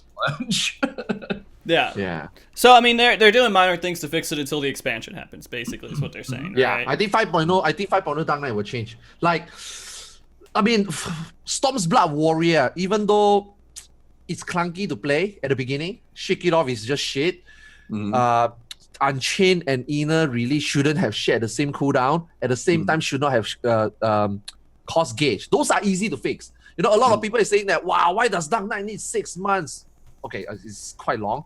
But why does Dark Knight need 6 months, but Warrior only need just Shake It Off to an AoE barrier, just split the cooldown.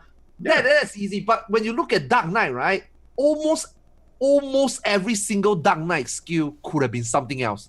Yeah, so and that's what people want. They want them to change absolutely everything about the fundamentals. Exactly. Yeah, because and it's gonna take time. Every ability of Dark Knight could have been something else. While your Warrior and Paladin right now, every Warrior Paladin that after changes is perfect, fine. We can accept this. But Dark Knight got just too much. And the possibility just changed a lot. So I think for them to come out and say 6 months or maybe let's just say 2 patches, right, to fix it, I think they're not exaggerating. But is it worth it to do it right now? I mean, I think they did their, they did their calculation. Is it worth for us to change 6 months, and then by then we finish this? We're gonna announce the next expansion already. Why not? We just do it in 5.0. The transition will be smoother, right? So I think, and then Warrior changes is immediately on the get-go. 4.0 immediately they identify the problem, so they could still do something about it. But Dark Knight right now, it makes sense. So for them to come out with some Band-Aid fix, they say that 7 to 8 abilities will get some revamp. Like I was going through all the Dark Knight skills, about 7 or 8 could have been better. Your Unleash could have been better. Why the fuck do you have Unleash and Abyssal Drain to begin with? Dark Passenger, for fuck's sake, man! Dude, I swear to God, if this 7 to 8 ability revamp doesn't include Dark Passenger, I'm fucking done. That means Square Enix have no fucking idea that skill actually exists. They probably don't even know. And you know what? When I say that, that's not gonna happen. 7 or 8, Dark Passenger is beyond that. But when I look at the Dark Knight skills, dude, there's a chance that Dark Passenger might not even include. He's gonna raise potency, right? Siphon Strike, right? For unknown fucking reason, they're gonna buff Power Slash, all right? Soul Eater, Blood Spiller, that's 4 already, right? So Dark Mind could use a bit of work. Unleash could use a bit of work. Soul Survivor can use a bit of work. That's 8 already. There's a chance that Dark Passenger is not in there, And if it happened, I hope not, but I don't know. That's how big a problem Dark Knight is right now. Not just a problem, how much Dark Knight become. So 6 months, understandable. Not doing it right now, understandable. 5.0, hopefully.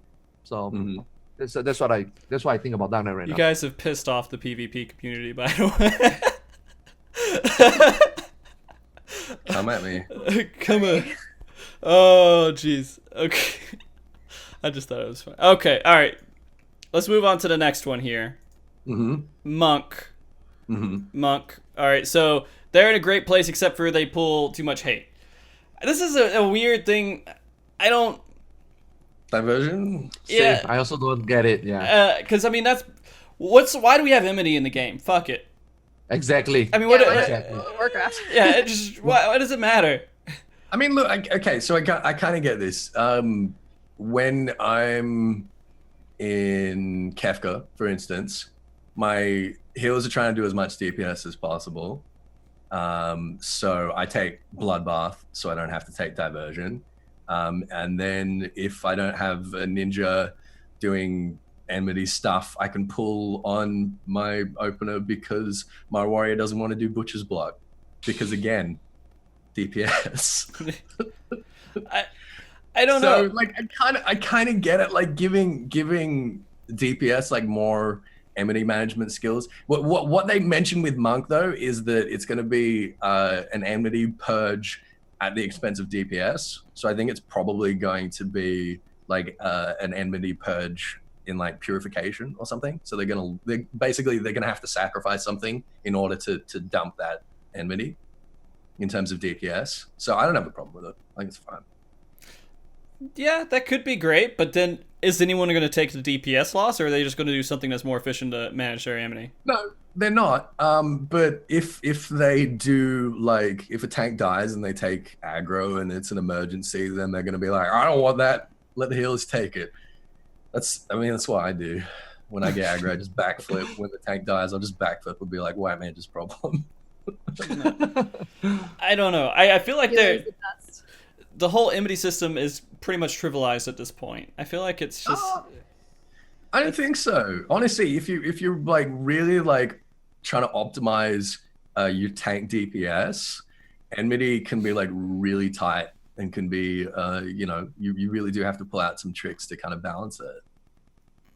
With a ninja? Well, not if you don't have a ninja. Yeah. Yeah, then wouldn't it be nice if your monk had some way to manage his enmity? I don't know, man. It's not a big deal. I think it's a handy little thing. Exactly. I don't think it's a big deal. I don't know why need it. Like, I don't know, man. Enmity is not a problem right now. Enmity is not a problem. Yeah. Even with or without the ninja, enmity is not a problem, which is good.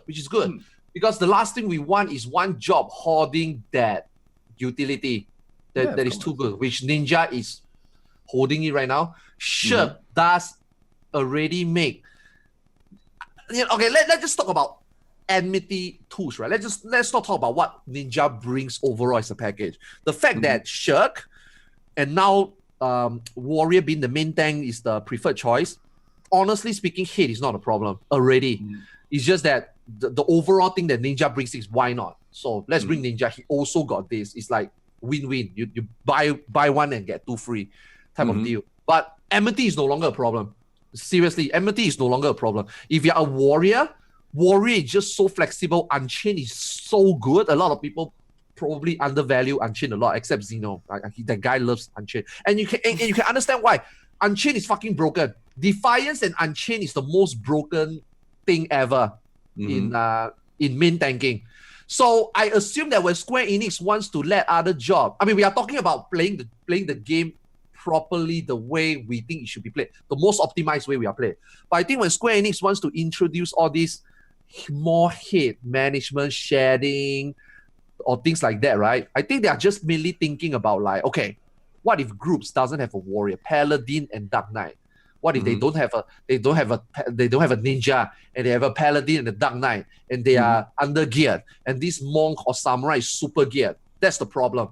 But in reality, if in a very controlled setup, static or even in parks where people understand we need this so that we don't have that problem, enmity is never a problem. I just think all these monk changes is just for the plebes. I mean, the plebs. Whatever. It's not a big deal. Exactly. All right. They're doing the same kind of stuff, I guess, for Samurai, giving them some enmity drops, and they're giving them potency buffs too, so they do more damage, right? Yeah. So they're like, hey, look, Samurais, they're damaged now. Are we gonna care? Do we still want Samurai? Samurai needs this. Samurai needs this attention. Like in so many cases, monks are doing, like, most of the time monks are doing more damage than Samurai. The whole point of Samurai is that it doesn't have the utility, so its utility instead is doing more DPS than the other melees. And in order for that to be true, it needs to be doing more DPS than the other melees. So yes, it did need some potency buffs. But that's also the fundamental problem, right? Why is Monk buffed? Because the utility is not as good. That's why Monk DPS is buffed. So when they buff it, now Monk become too powerful. Better than Samurai. You're gonna have to constantly like bounce between the two of them. Yeah, and then because they got no utility, Samurai, so now they have to put more power, give them more potency. But the fundamental problem is the utility, the way this game is perceived in general. So I think they can do all these potency changes. That's the only thing they can do right now. They're not going to suddenly give Samurai a utility. No, right? They're not. They could, and they've clearly stated that that's not the job identity of Samurai. Yeah. Samurai does not do utility. It does big DPS. It does big personal DPS.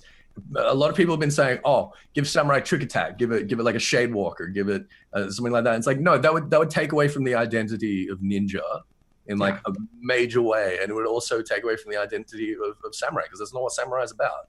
So if you've got a problem with samurai not having utility, then it's just not the job for you. Don't play it, because that's what. But the thing is, I think all these balance problem they are facing right now, right, is not really problem with the job. I think this is the only thing they can do. But if we can only hope in 5.0 somehow they come up with an idea how to balance it, because this game has a lot of jobs. This game only allow 8 people in the group. There's a specific com you can only bring. There will be more jobs coming in. Balance will never be. It's something that will never be. It will never be balanced. MMO is how it is. Yeah, it will never be perfect. Yeah. But it's just, I don't know, man. Like Monk and Samurai situation is just. Well, I mean, like you know who is the most upset in all this? Ninjas. A lot of people say that ninja is good. Oh, yeah.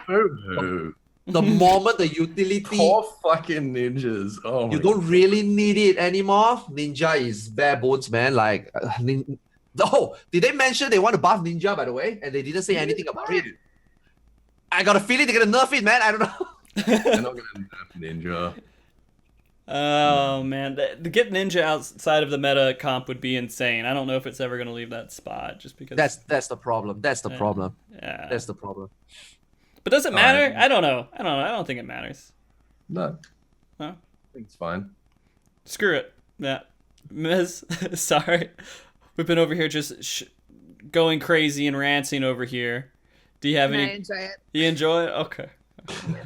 I mean, I don't know. Do we feel like it at this point, like they're making all these balances changes? Are things so... Because we're going to expect that these things are going to be a little bit out of balance just because some things are just going to work in the best comp, and we just have to deal with it. And if you really want to play that job, just find a raid group that is okay with not being super optimal, which is fine. Most people... I think the majority of the people who raid in this game want to enjoy raiding and just go in there and enjoy the content and clear the content. They don't care if they clear it super fast. They just want to... So, in my opinion, when people start blaming, like, composition of a group, it's because they're not good players, and they don't want to admit that they're not good players. Because if you're a good player, then your composition doesn't matter, like, at all. Exactly. Even if you're an okay player, I mean, as soon as you start saying things like, "Oh, we're hitting enrage timer because we're bringing a samurai instead of a monk," it's like, no, that's not why you're hitting enrage. You're hitting enrage because you're not very good, are you? Yeah. It's like, take responsibility for it, and composition doesn't matter. Okay. I mean, ultimate does matter, proc does matter, but overall, anything can, any job can do. But it depends on the question. Sometimes people come in and ask me, is Black Mage good? Can Black Mage clear content? Yeah, sure. Now, is Black Mage good in proc? What type of proc are you talking about? Are you just going to play casually? Yeah, sure. Oh, I want to find a group that can stick around and do content fast. Maybe clear ultimate. No. I mean, after you clear, maybe Black Mage, but progging, no. So it depends on the question. But everything works. That's for sure. Everything works. Well, speaking of Black Mage. Yeah, we can talk about... Yeah, this is the part I actually dedicated to Miz. Speaking of Black Mage... Yeah. The Black Mage player. Here we go. Okay. No, I'm feeling bad because I'm like, Miz has no airtime here. It's all Arthas and Ethys here. But no, go ahead. So what you guys were saying about how it doesn't really matter if you're a good player, what class you're playing. I feel like people that are maybe a little bit new or whatever, or just people in general that will choose to play these classes, they kind of have to go through this extra barrier of resistance, whether it be joining a pug group that's like, oh, a samurai instead of a ninja, oh god, or joining a static, or even finding a static, that is willing to, accommodate such an anti-meta class, like, I feel like I could kind of commend those people because a lot of the times they're really good at their class, like they're really good samurais or they're really good at whatever. They're just not wanting to play full meta or whatever, and so I feel like they already have like this extra hurdle to jump through where they have to, like, it's like a emotional barrier almost, like a because normal raiders see them as a hurdle, and they're like, now my raid's going to be harder. I want easy raids. I want to go in there and have like no, like if I get to, I don't want that 1%. You know, they'll get different 1%, right? So they'll just see other 1%, but that one time they saw the 1% with a black mage or something else in there, they're like, oh, this is because we had a black mage. Yeah, and that's another thing. It's like they use those people as like the easy fodder for blame or whatever. And so I don't know, like I feel like I can understand where a lot of these buffs are coming from now, because there's just so much more than just numbers or whatever. There's so much more than just, I mean, I guess nothing is more important than numbers, let's be real. But I don't know, like I want to see more Samurai Enraged, you know, like I hope Dark Knight is fixed one day. But like Arthur said, it's an MMO, so you're literally never going to, especially when you have 2 slots for 3 classes that, you know, obviously the 2 best are always going to end up going. Yeah. And the 1/3 will always suffer because they're underpowered or broken or whatever. So I don't know. It's hard that they, like, I don't know how they do it. I don't know how they keep on top of it, but it seems like they are on top of most of it for the, you know, each patch where they have ideas of how to fix things, right? And so I don't know. We'll see if they work. To a job that's underrepresented at the moment, and that's like more important, honestly, than the numbers. At the end of the day, is like community sentiment, and it's like we all say we're not playing this job at the moment for these reasons. Well, then, you know, then they buff it. Yeah. It could also be like another way to handle it would be, I don't know if this is actually viable, but instead of worrying about the numbers or the utility of each class, is perhaps designing boss fights or bosses that require certain things, so that the people that do play melee, or that main melee or main monk, they have the option to swap to like ninja for one fight, or swap to that. Because I feel like tanks, for example, most of the tanks that I know play all 3 tanks, right? Most of the healers I know play all 3 healers, and a lot of the times the gear is shared between them. Like that's the problem with melee. So there is that issue. But I feel like if there was some way to like have a little bit more flexibility there, that could be a thing that keeps it from being oh my god, trick attack is so overpowered and broken, and ninjas will always be at the forefront of rating, versus samurai that are just big numbers, right? So I don't know, it's a definitely like hard topic to like even, we could, I mean, should we have like on just that. Should we have gear that auto adjust to the stats that job would need? For example, like if a ninja warrior, they have a melee category for gear, and then if a ninja warrior, they got extra dex instead of strength or something of that nature. So again, we're talking about turning the game into World of Warcraft. Yeah. Homogenizing, yeah. I don't know. I mean, samurai and monk shares a gear set, so that's fine. It's like if you play either one of those, you can sort of switch between them. But if you're playing ninja or dragoon, it's like you want to play another melee, like good luck. You can't get enough gear. Yeah. That's true. No, maybe that's a 5.0 thing. Yeah, maybe. No. But Black Mage, as we talked about, the way they fix them is like, let's make them a little bit more mobile. And so I guess, I don't know, is that really going to fix, that's not going to really change anything. Because good. Well, they're like massively speeding up the animations for all their movement skills. And as Yoshida said, the idea is that you don't have to like slide cast as much, and you'll actually be able to use their skills like more often. Yeah. And faster. You'll be able to use them like in sort of smaller windows. So I guess I don't play Black Mage, so I don't know, but we had a caster show recently. I don't either, but I know that like it takes a long time. I think that change is more directed to try to bring Black Mage more closer to Summoner in like the casting while moving strength. I mean, that's kind of the thing with Black Mage. You cast, right? I mean, that's what you do. You're a turret. But the thing is, like, every time you have to move as a Black Mage, it's like, well, see you later, DPS. Like, it's just a massive DPS loss. And you see, like, Black Mages so often are like, well, I'm just going to have to eat this then. Yeah. And it's the couple of movement skills that they have are just not that good and not that reliable. So they're not giving them more movement. They're just making the couple of movement skills that they have, like, more reliable. Or able to be used more often. Yeah. I wonder if that's like a hint at future content. Like there's going to be a ton of movement required for Ultima. So I've no doubt there will be. I don't know. I felt like that was just a skill for Black Mage. You just figured out how to move the best way possible during the and it's fight. still gonna be Yeah. He's a Black Mage. Yeah. Knowledge that a Black Mage needs to have. Yeah. For sure. You just it's still the same, except now you're not gonna want to like rip your dick off when your movement skills don't go off in time. Like we were talking about that one time you were on the phone call, sort of. Yeah, okay. exactly. Okay, I got you. Maybe that's what happened, right? You were just playing Black Mage before you had that phone call, and okay. Yeah. I gotcha.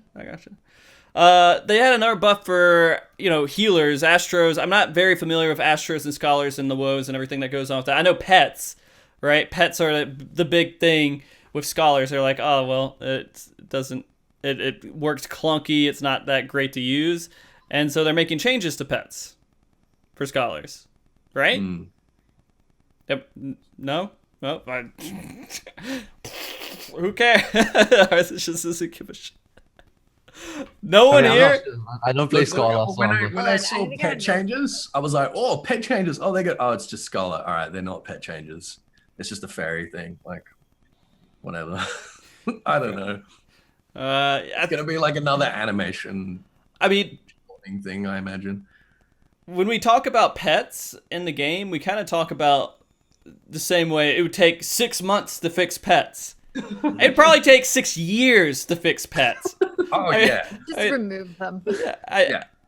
I'm kidding. Don't do that. No. We need something different, right? We need something to yell at when heals don't go off. Just yell at your pets. Oh god. So I don't know. I didn't expect any kind of healer changes because I didn't think the healer meta was really that bad. But no. The Astrologian. Those Astrologian buffs. I don't play Astro just like you, but friends play Astro, but all of them say the same thing: the movement, the cast time, the clipping, the amount of clipping. So I guess that is needed. That's needed. Yeah. No, I remember hearing about the clunkiness of Astro and playing it. Just feels not great. So it's going to be doing a lot more DPS now as well. All right, we've hit 2 hours. There's still a lot of shit we could talk about, but I feel like we've covered pretty much the core of everything with the live letter. Is there anything else that we didn't mention during this show that you're just like, man, I need to say something about it? We didn't cover Deep Dungeon, but it's exactly the same. It's the same. It's Deep Dungeon. It's exactly the same. No, we're going up instead of down, right? We're going up. If it ain't broke, don't fix it. Deep Dungeon's great, and Deep Dungeon is okay. Yeah. They're just changing some things up to make it refreshing in some way, giving us something different to look at, a different way of killing things, I think is all they're really doing with it. And they're making it, the way they're releasing the content, they're doing, this casual with extreme added onto it at the very beginning. Then you get into the hardest content. Then you get into even more difficult content. So maybe when everyone's burned out on Ultimate and they're like, we've cleared it, but half the people still want to do hard content, then they can go in 4-man raid or 4-man difficult content into Palace of the Dead, or whatever it's called, I guess. I don't. Heaven on High.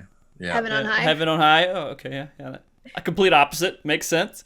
And then we get back into the very end of the patch cycle, which is the most casual content we can make. Eureka of grind. Well, casual grind content, right? Casual hardcore. Yeah. Nah. And it looked kind of neat, but I don't know. I'd rather see Ultimate. Maybe after a while, maybe everyone's just burned out on doing all this difficult content. They're just going to want something refreshing and snow and playing around and leveling up a character. Well, Eureka was very well received. Well, really good. That was an odd conversation. Some people say it was, and some people say it wasn't. Reddit says it wasn't because shit floats. Wait, hold on. Wasn't there like a flip-flop like within a day where the very first hour of Eureka, Reddit was like, oh no, this is terrible. And then they were like, oh my god, this is great. And then they were like, I hate this. Yeah, they went straight back to hating it. I've never seen them flip-flop so much. It was great. Don't pay attention to Reddit. Pay attention to the fact that there are a lot of people playing it. And there still are a lot of people playing it. Yeah. Like, I'm one of those guys who was like questioning, like, will this thing last 3 weeks? Dude, it's been 2 months already. It's still packed. Always full, multiple instances. So I think that speaks enough.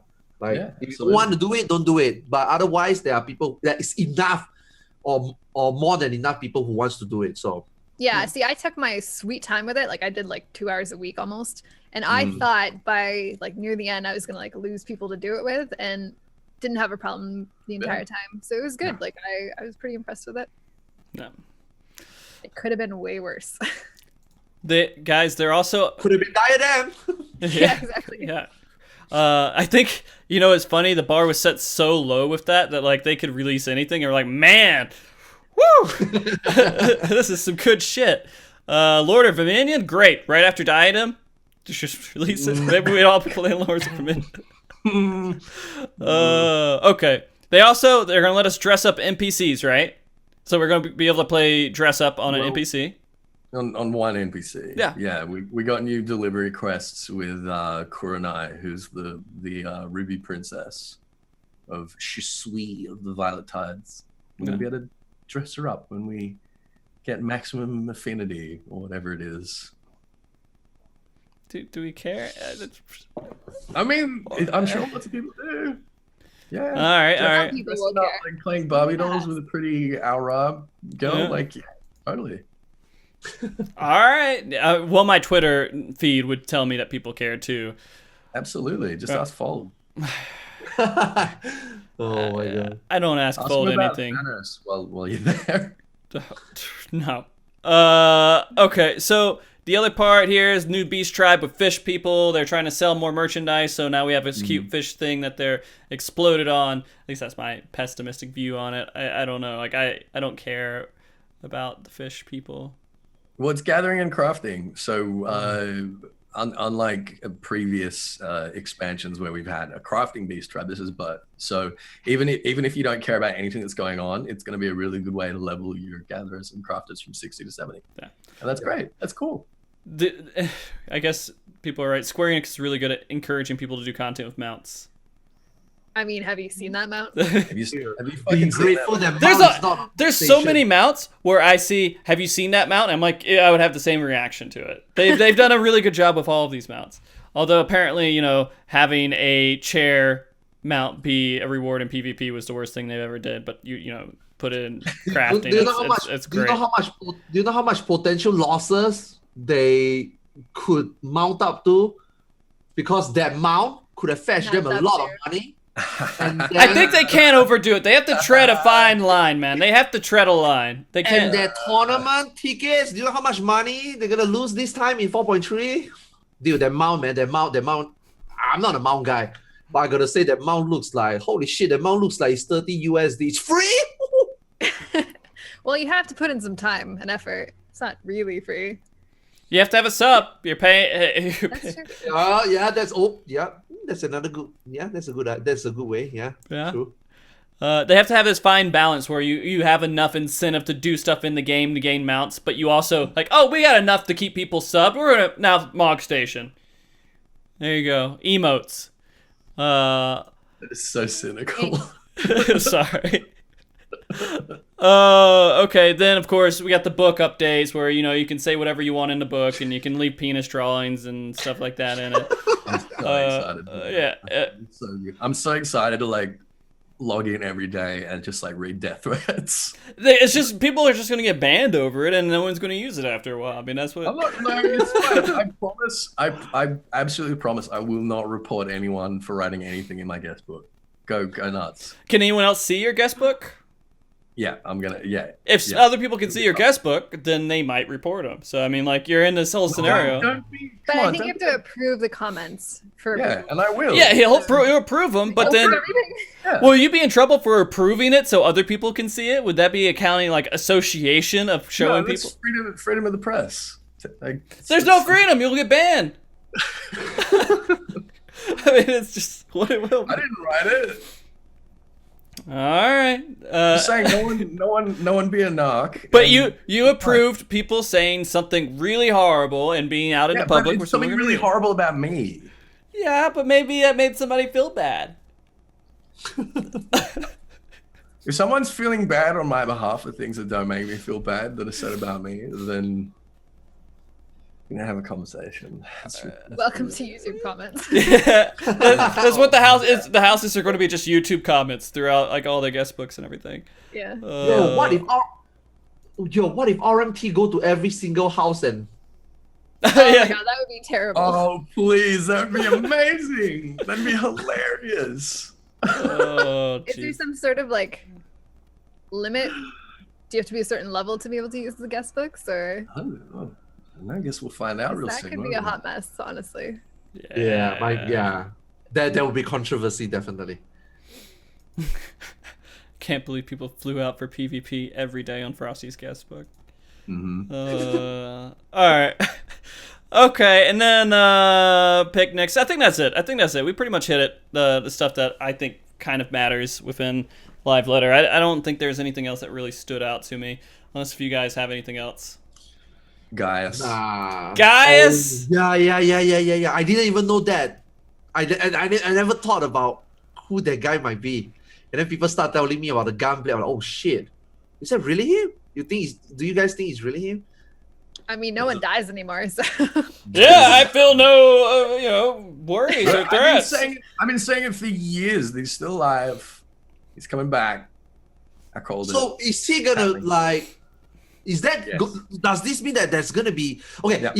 Is Ultimate Law gonna Exactly. tie to him, or do you think it's the MSQ? Oh no, Ultimate's not MSQ, going to be right? MSQ. No, Ultimate's not. No. gonna I mean this guy with that be. Oh, gunplay.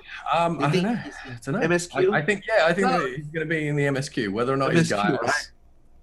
it's not the same VA as Balthier. Some people have been saying it's the same VA as Balthier. It's not. It's a British voice actor. That's the thing. Like, so many people are like, oh, it's Balthier. I'm like, doesn't look like Balthier. Like, different outfit. Doesn't have this, like, nothing like the same hair. Mhm. Balthier has a pistol. He doesn't have a Garland officer's gun blades. And hey, guess what? British VA will get in line. Like, every character's got a British VA. Like, there's literally nothing in there to suggest that he's Balthier. So, what if he's It just might be, but there's nothing there. he's just That's back there for Ultimate? You got, instead of Golden Bahamut, you have Golden Gaius. It's possible. I mean, Okay, someone be hire anything. Frosty. that's what it is. I don't know. It could be anything, but it's Gaius. Okay. All right. We'll see how it turns out. We only got like what, 2 weeks, Mm-hmm. and then we have it. Mm-hmm. I got a Yeah. lot of work to do, dude. It's done the 2 weeks. Yeah. Ultimate is 1 more month, right? About About a month. Actually, 3.5 weeks. Yeah. It's a week and 2 days until patch. Is it just a week and 2 days? Yeah, it's Yeah. the 26th. Yeah. It's like 9 11 more days or something. Fuck. All right, Google spreadsheet, guys. That's how we're doing it. Oh, Jesus Christ. jeez. I've spent so much time. I've never dedicated so much free time to one thing in such a short amount of time. Well, good for you, man. I mean, you found a passion. That's awesome. Yeah. Yeah, I just hope it works out. Fuck, dude. All right. Anyways, I'm not here to advertise it. We're good. Guys. That's exactly what you need. Oh, okay, Yeah, we're make here. sure you check out Frosty's spreadsheet/website. The spreadsheet website, guys. It's not a spreadsheet anymore. It's an HTML table now. It's fancy. While you're at it, make sure you sub to Arthars with Twitch Prime. Yeah, actually, what? so everybody here, you guys all need to have at least 3 Twitch Prime accounts and sub to each person here with Twitch Prime every single month. Put a reminder on your phone. Oh, it's time to Twitch Prime sub again, and log in and do it. There you go. Because having a Twitch Prime account is cheaper than just subbing, right? I heard that US Twitch Prime is gonna, Amazon Prime is gonna raise like Going up in right now price. it's $8.99, right? Yeah, I think it's like gonna be 120 or something. Is it Yeah. 120? I don't know. But yeah, it's going up in price. Honestly, But it's if worth you- it. But if you're a Singaporean, Twitch Prime is only $2.20 USD. If you're Really? Singaporean. Yeah, it's only $2.90 Sing dollars. That's like $2.20 USD. And if you're Australian, you can't If you're sub Canadian, to it's $500. at all. If Wait, you're- what? Australia doesn't have Amazon Prime? No. Nope. So if you're Australian, shit out of luck. Sorry. Oh well, I mean Can that's you VPN to Singapore? I guess. why. What you would not use any of the other features of Twitch or Amazon Prime. Yeah. You just okay. You can watch you No, can but- do HBO or something on it. It'll be fine. I guess. All right. Well, guys, I think we can wrap it up now. I didn't want to hold you off too long. Unless if we have some, like, really good question here. I guess we can ask this. True Sadium wants to know for all 4 of you cuties, fishing, do we need more fishies? Need more chubs. More chubs. Okay. Yeah. Naibaro, the entire panel. Would you do ranked PvP if the top 100 mount was a Lalafell Palanquin? I think instead of Namazu, it's Lalafels. Yeah? Probably. Probably? Okay. Only if you can step on them as you get on the mount. Oh, and this is from Miz. I made a bet 11 months ago. This is from Solu.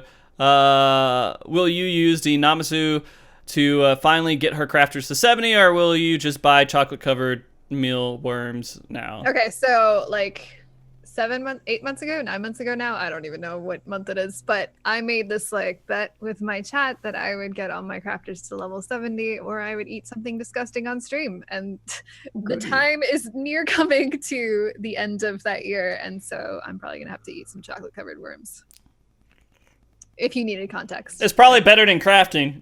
Yeah, that's what I'm thinking. I'm like, okay, I'm just gonna settle. I'm just gonna eat whatever you send me, whatever. Oh. No, I don't know. There was like a chocolate covered scorpion in the talks at some point. I don't know. Oh, jeez. All right, guys. Enough trolling and shit talking now. I think we're good to wrap up the show. I appreciate all of you guys coming on, even though I hope you all had fun. Arthas, you had to wake up early. All right. Okay. Not too bad. Miz, you had to come on. I'm sorry. I had to wake up early too. Let's be real. Fair enough. I usually wake up around 11 a.m., I think. Yeah, for the show. Are you in Eastern? Me? Yes. Oh, he's Miz. not. No, I'm I don't know, I just pointed up. Pacific. But yeah, you guys have been amazing. Real quick, let's go ahead and do all of our shout outs and everything. Let's go through the closing bits here. So I want to start off. I'm going to leave Arthas last. I'm just going to leave him last. I'll start here with Miz. Miz, if you don't mind. Go ahead and just shout out everybody and tell everybody where they can find you. Shout out to everyone. Well, everybody that you would want to. I mean, if you don't want to, I wouldn't do it. But I have no friends. Let's be real. Cool. Not kidding. You got Solo. He's your buddy, right? No, seriously. Right now. Yeah, that's true. Yeah. I've made friends today. Okay. So, literally everyone that is in stream, obviously, shout out to you guys. Thanks for watching us talk for 2 hours or talk at you for 2 hours. It was great. Everyone, honestly, everywhere. Reddit, Final Fantasy, like in-game, in Party Finder, especially the people that write really funny, like, demands. You guys are awesome. I hope you're having a great weekend.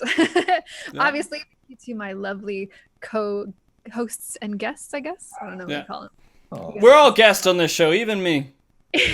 So exactly. I'm Mizzteq. You can find me at MTQ Capture on Twitter. You can find me at twitch.tv/MTQ Capture and youtube.com/MTQ Capture. And take a page out of Arthars' book. If you got that Twitch Prime sub, throw it my way. Yeah, just bring it on. Yeah. I gotta practice that one, right? But yeah, thanks for having me, Frosty. It was a lot of fun. Of course. Ethys, thank you for coming on. Oh, thanks, man. Yeah, bringing your sour puss here. Thanks, buddy. I'm Ethys. Shout out to the YouTube comments. What's up? Yeah. I don't know if they'll even see that because they probably only watch like 2 seconds of the show before they comment. That's a good point. But either way, how you doing? It's good to see you. Yeah. I miss you. I'm Ethys. Yeah. You can find me everywhere. Ethys Asher, Twitch, Twitter, YouTube, Instagram, Facebook. I play games. And you're in Australia. I'm Australian. Mm-hmm. Yeah. I have an Australian voice. Mm-hmm. All right. And finally here, we have Arthas here. Arthas, thank you for coming on. It's been great to have you on yet again. Tell everybody where they can find you and shout out whoever you think deserves it. Yo, thanks everyone for watching, and Frosty as well. Always bringing me to the show and meet new people or people already new, but can dedicating directly- hangout time. Yeah, Yeah. exactly. Like directly can communicate with these people because we, most of us stream on different time. Like Mizzteq is on the American time, Ethys is on Australian time, and then I'm on Asia. So it's not easy for us to come together. Not every day. We can hang out each other chat, but it's not like easy for us to come together, have a conversation on the games we like. So yeah, thanks for watching. And you can check my channel out at twitch.tv/Arthars. This few months has been amazing. So I want to thank everyone who have been showing crazy support to me and all the Final Fantasy content creators. Yeah, it's not easy for us, but you can make it happen. You just gotta get an Amazon Prime account. And do you know that you don't really need to pay for it? Your mom, your dad, your grandfather, your grandmother, they could have an Amazon Prime account already. They don't visit Twitch anyway, right? Connect it to your Twitch account. Free sub. Sometimes you get free loot, right? Go check it out, right? Go check it out. Go ask your parents, girlfriend, or your ex-wife. Hey, your ex-wife might have taken half of your shit. You can take her Twitch Prime account, Amazon Prime account. Just saying. You wouldn't know. No shame. And that, ladies and gentlemen, is how you do it. Yeah, exactly. And you can find Arthas here at Twitch at just his name, right? There's nothing else special there. Arthas, that's it. Arthas is just having a good time over there by himself. It's such a great meme, man. It's wonderful. It's wonderful. As someone who has a horrible time asking people to sub to me, Arthas makes me feel really less self-conscious about it, I guess. Makes you feel less of a douche. Yeah, it feels me like, yeah, completely. But no, Arthas, what you were saying earlier too, just about having people come together and talk on a show. That's exactly what this show is for me right now, is bringing people together to talk and actually have a conversation, because we don't really get the chance to take the time to do it. And it's fun. I had a lot of fun today. So guys, thank you everybody here who came to be part of the show, watching and commenting over there, all the resident sleepers. Wonderful. You guys are absolutely amazing. Shout out to all the people who PvP and don't put up with shitters like Ethys. Shout out to you guys. Shout out to the people who do PvE and they're like, I'm going to seriously try PvE or PvP, and I'm not going to sit there and just give up after one match and say it sucks. Shout out to you guys. Think about the tickets. Think about the tickets. Yeah, think about them tickets. You guys want tickets? That's plain fare. The fan fest. Yeah. Think about how you have to get bribed. Really worth it. If you can get it. I'll tell you this. You have that bribe. Take it as the reason. Go play it. And then maybe, you might enjoy it. And you don't need the bribe later on. But you could fucking at least have a reason besides, people saying it sucks. So, there you go. There you go. Anyways, guys, thank you all for watching. Thank you very much for Karara for being my emotional support in the background that you guys never see. Thank you very much for the mods in chat who are helping out. I know there's a lot of stuff that the auto mod was doing. I appreciate you guys helping them out. Thank you, Andre Kane, for letting me use the music for the intro and the closing. Blazana for the panel artwork that we have here. Next week, I am not entirely sure what the show is going to be based on. I'm thinking we're going to need to do something raid specific, but we will find out for sure. I got to get that together. And after next week, guys, I'm going part-time with my job, so I may be doing more streaming. So we'll see. And maybe we'll have Frosty streams again. Yeah.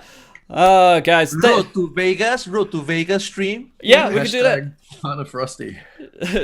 What? Heart of Frosty? Oh, Partner Frosty. God, fuck! I've stopped applying to that years ago, dude. I'm okay with my little associates thing, whatever they have. I don't know what it's called. Affiliates. There you go. That works. Same thing. It's fine. It's all right. Anyways, guys, thank you all for watching. I'll see you all next time. Remember to be good. Keep cool and stay frosty in Twitch Prime. Bye! Twitch Prime! Twitch Prime! Oh.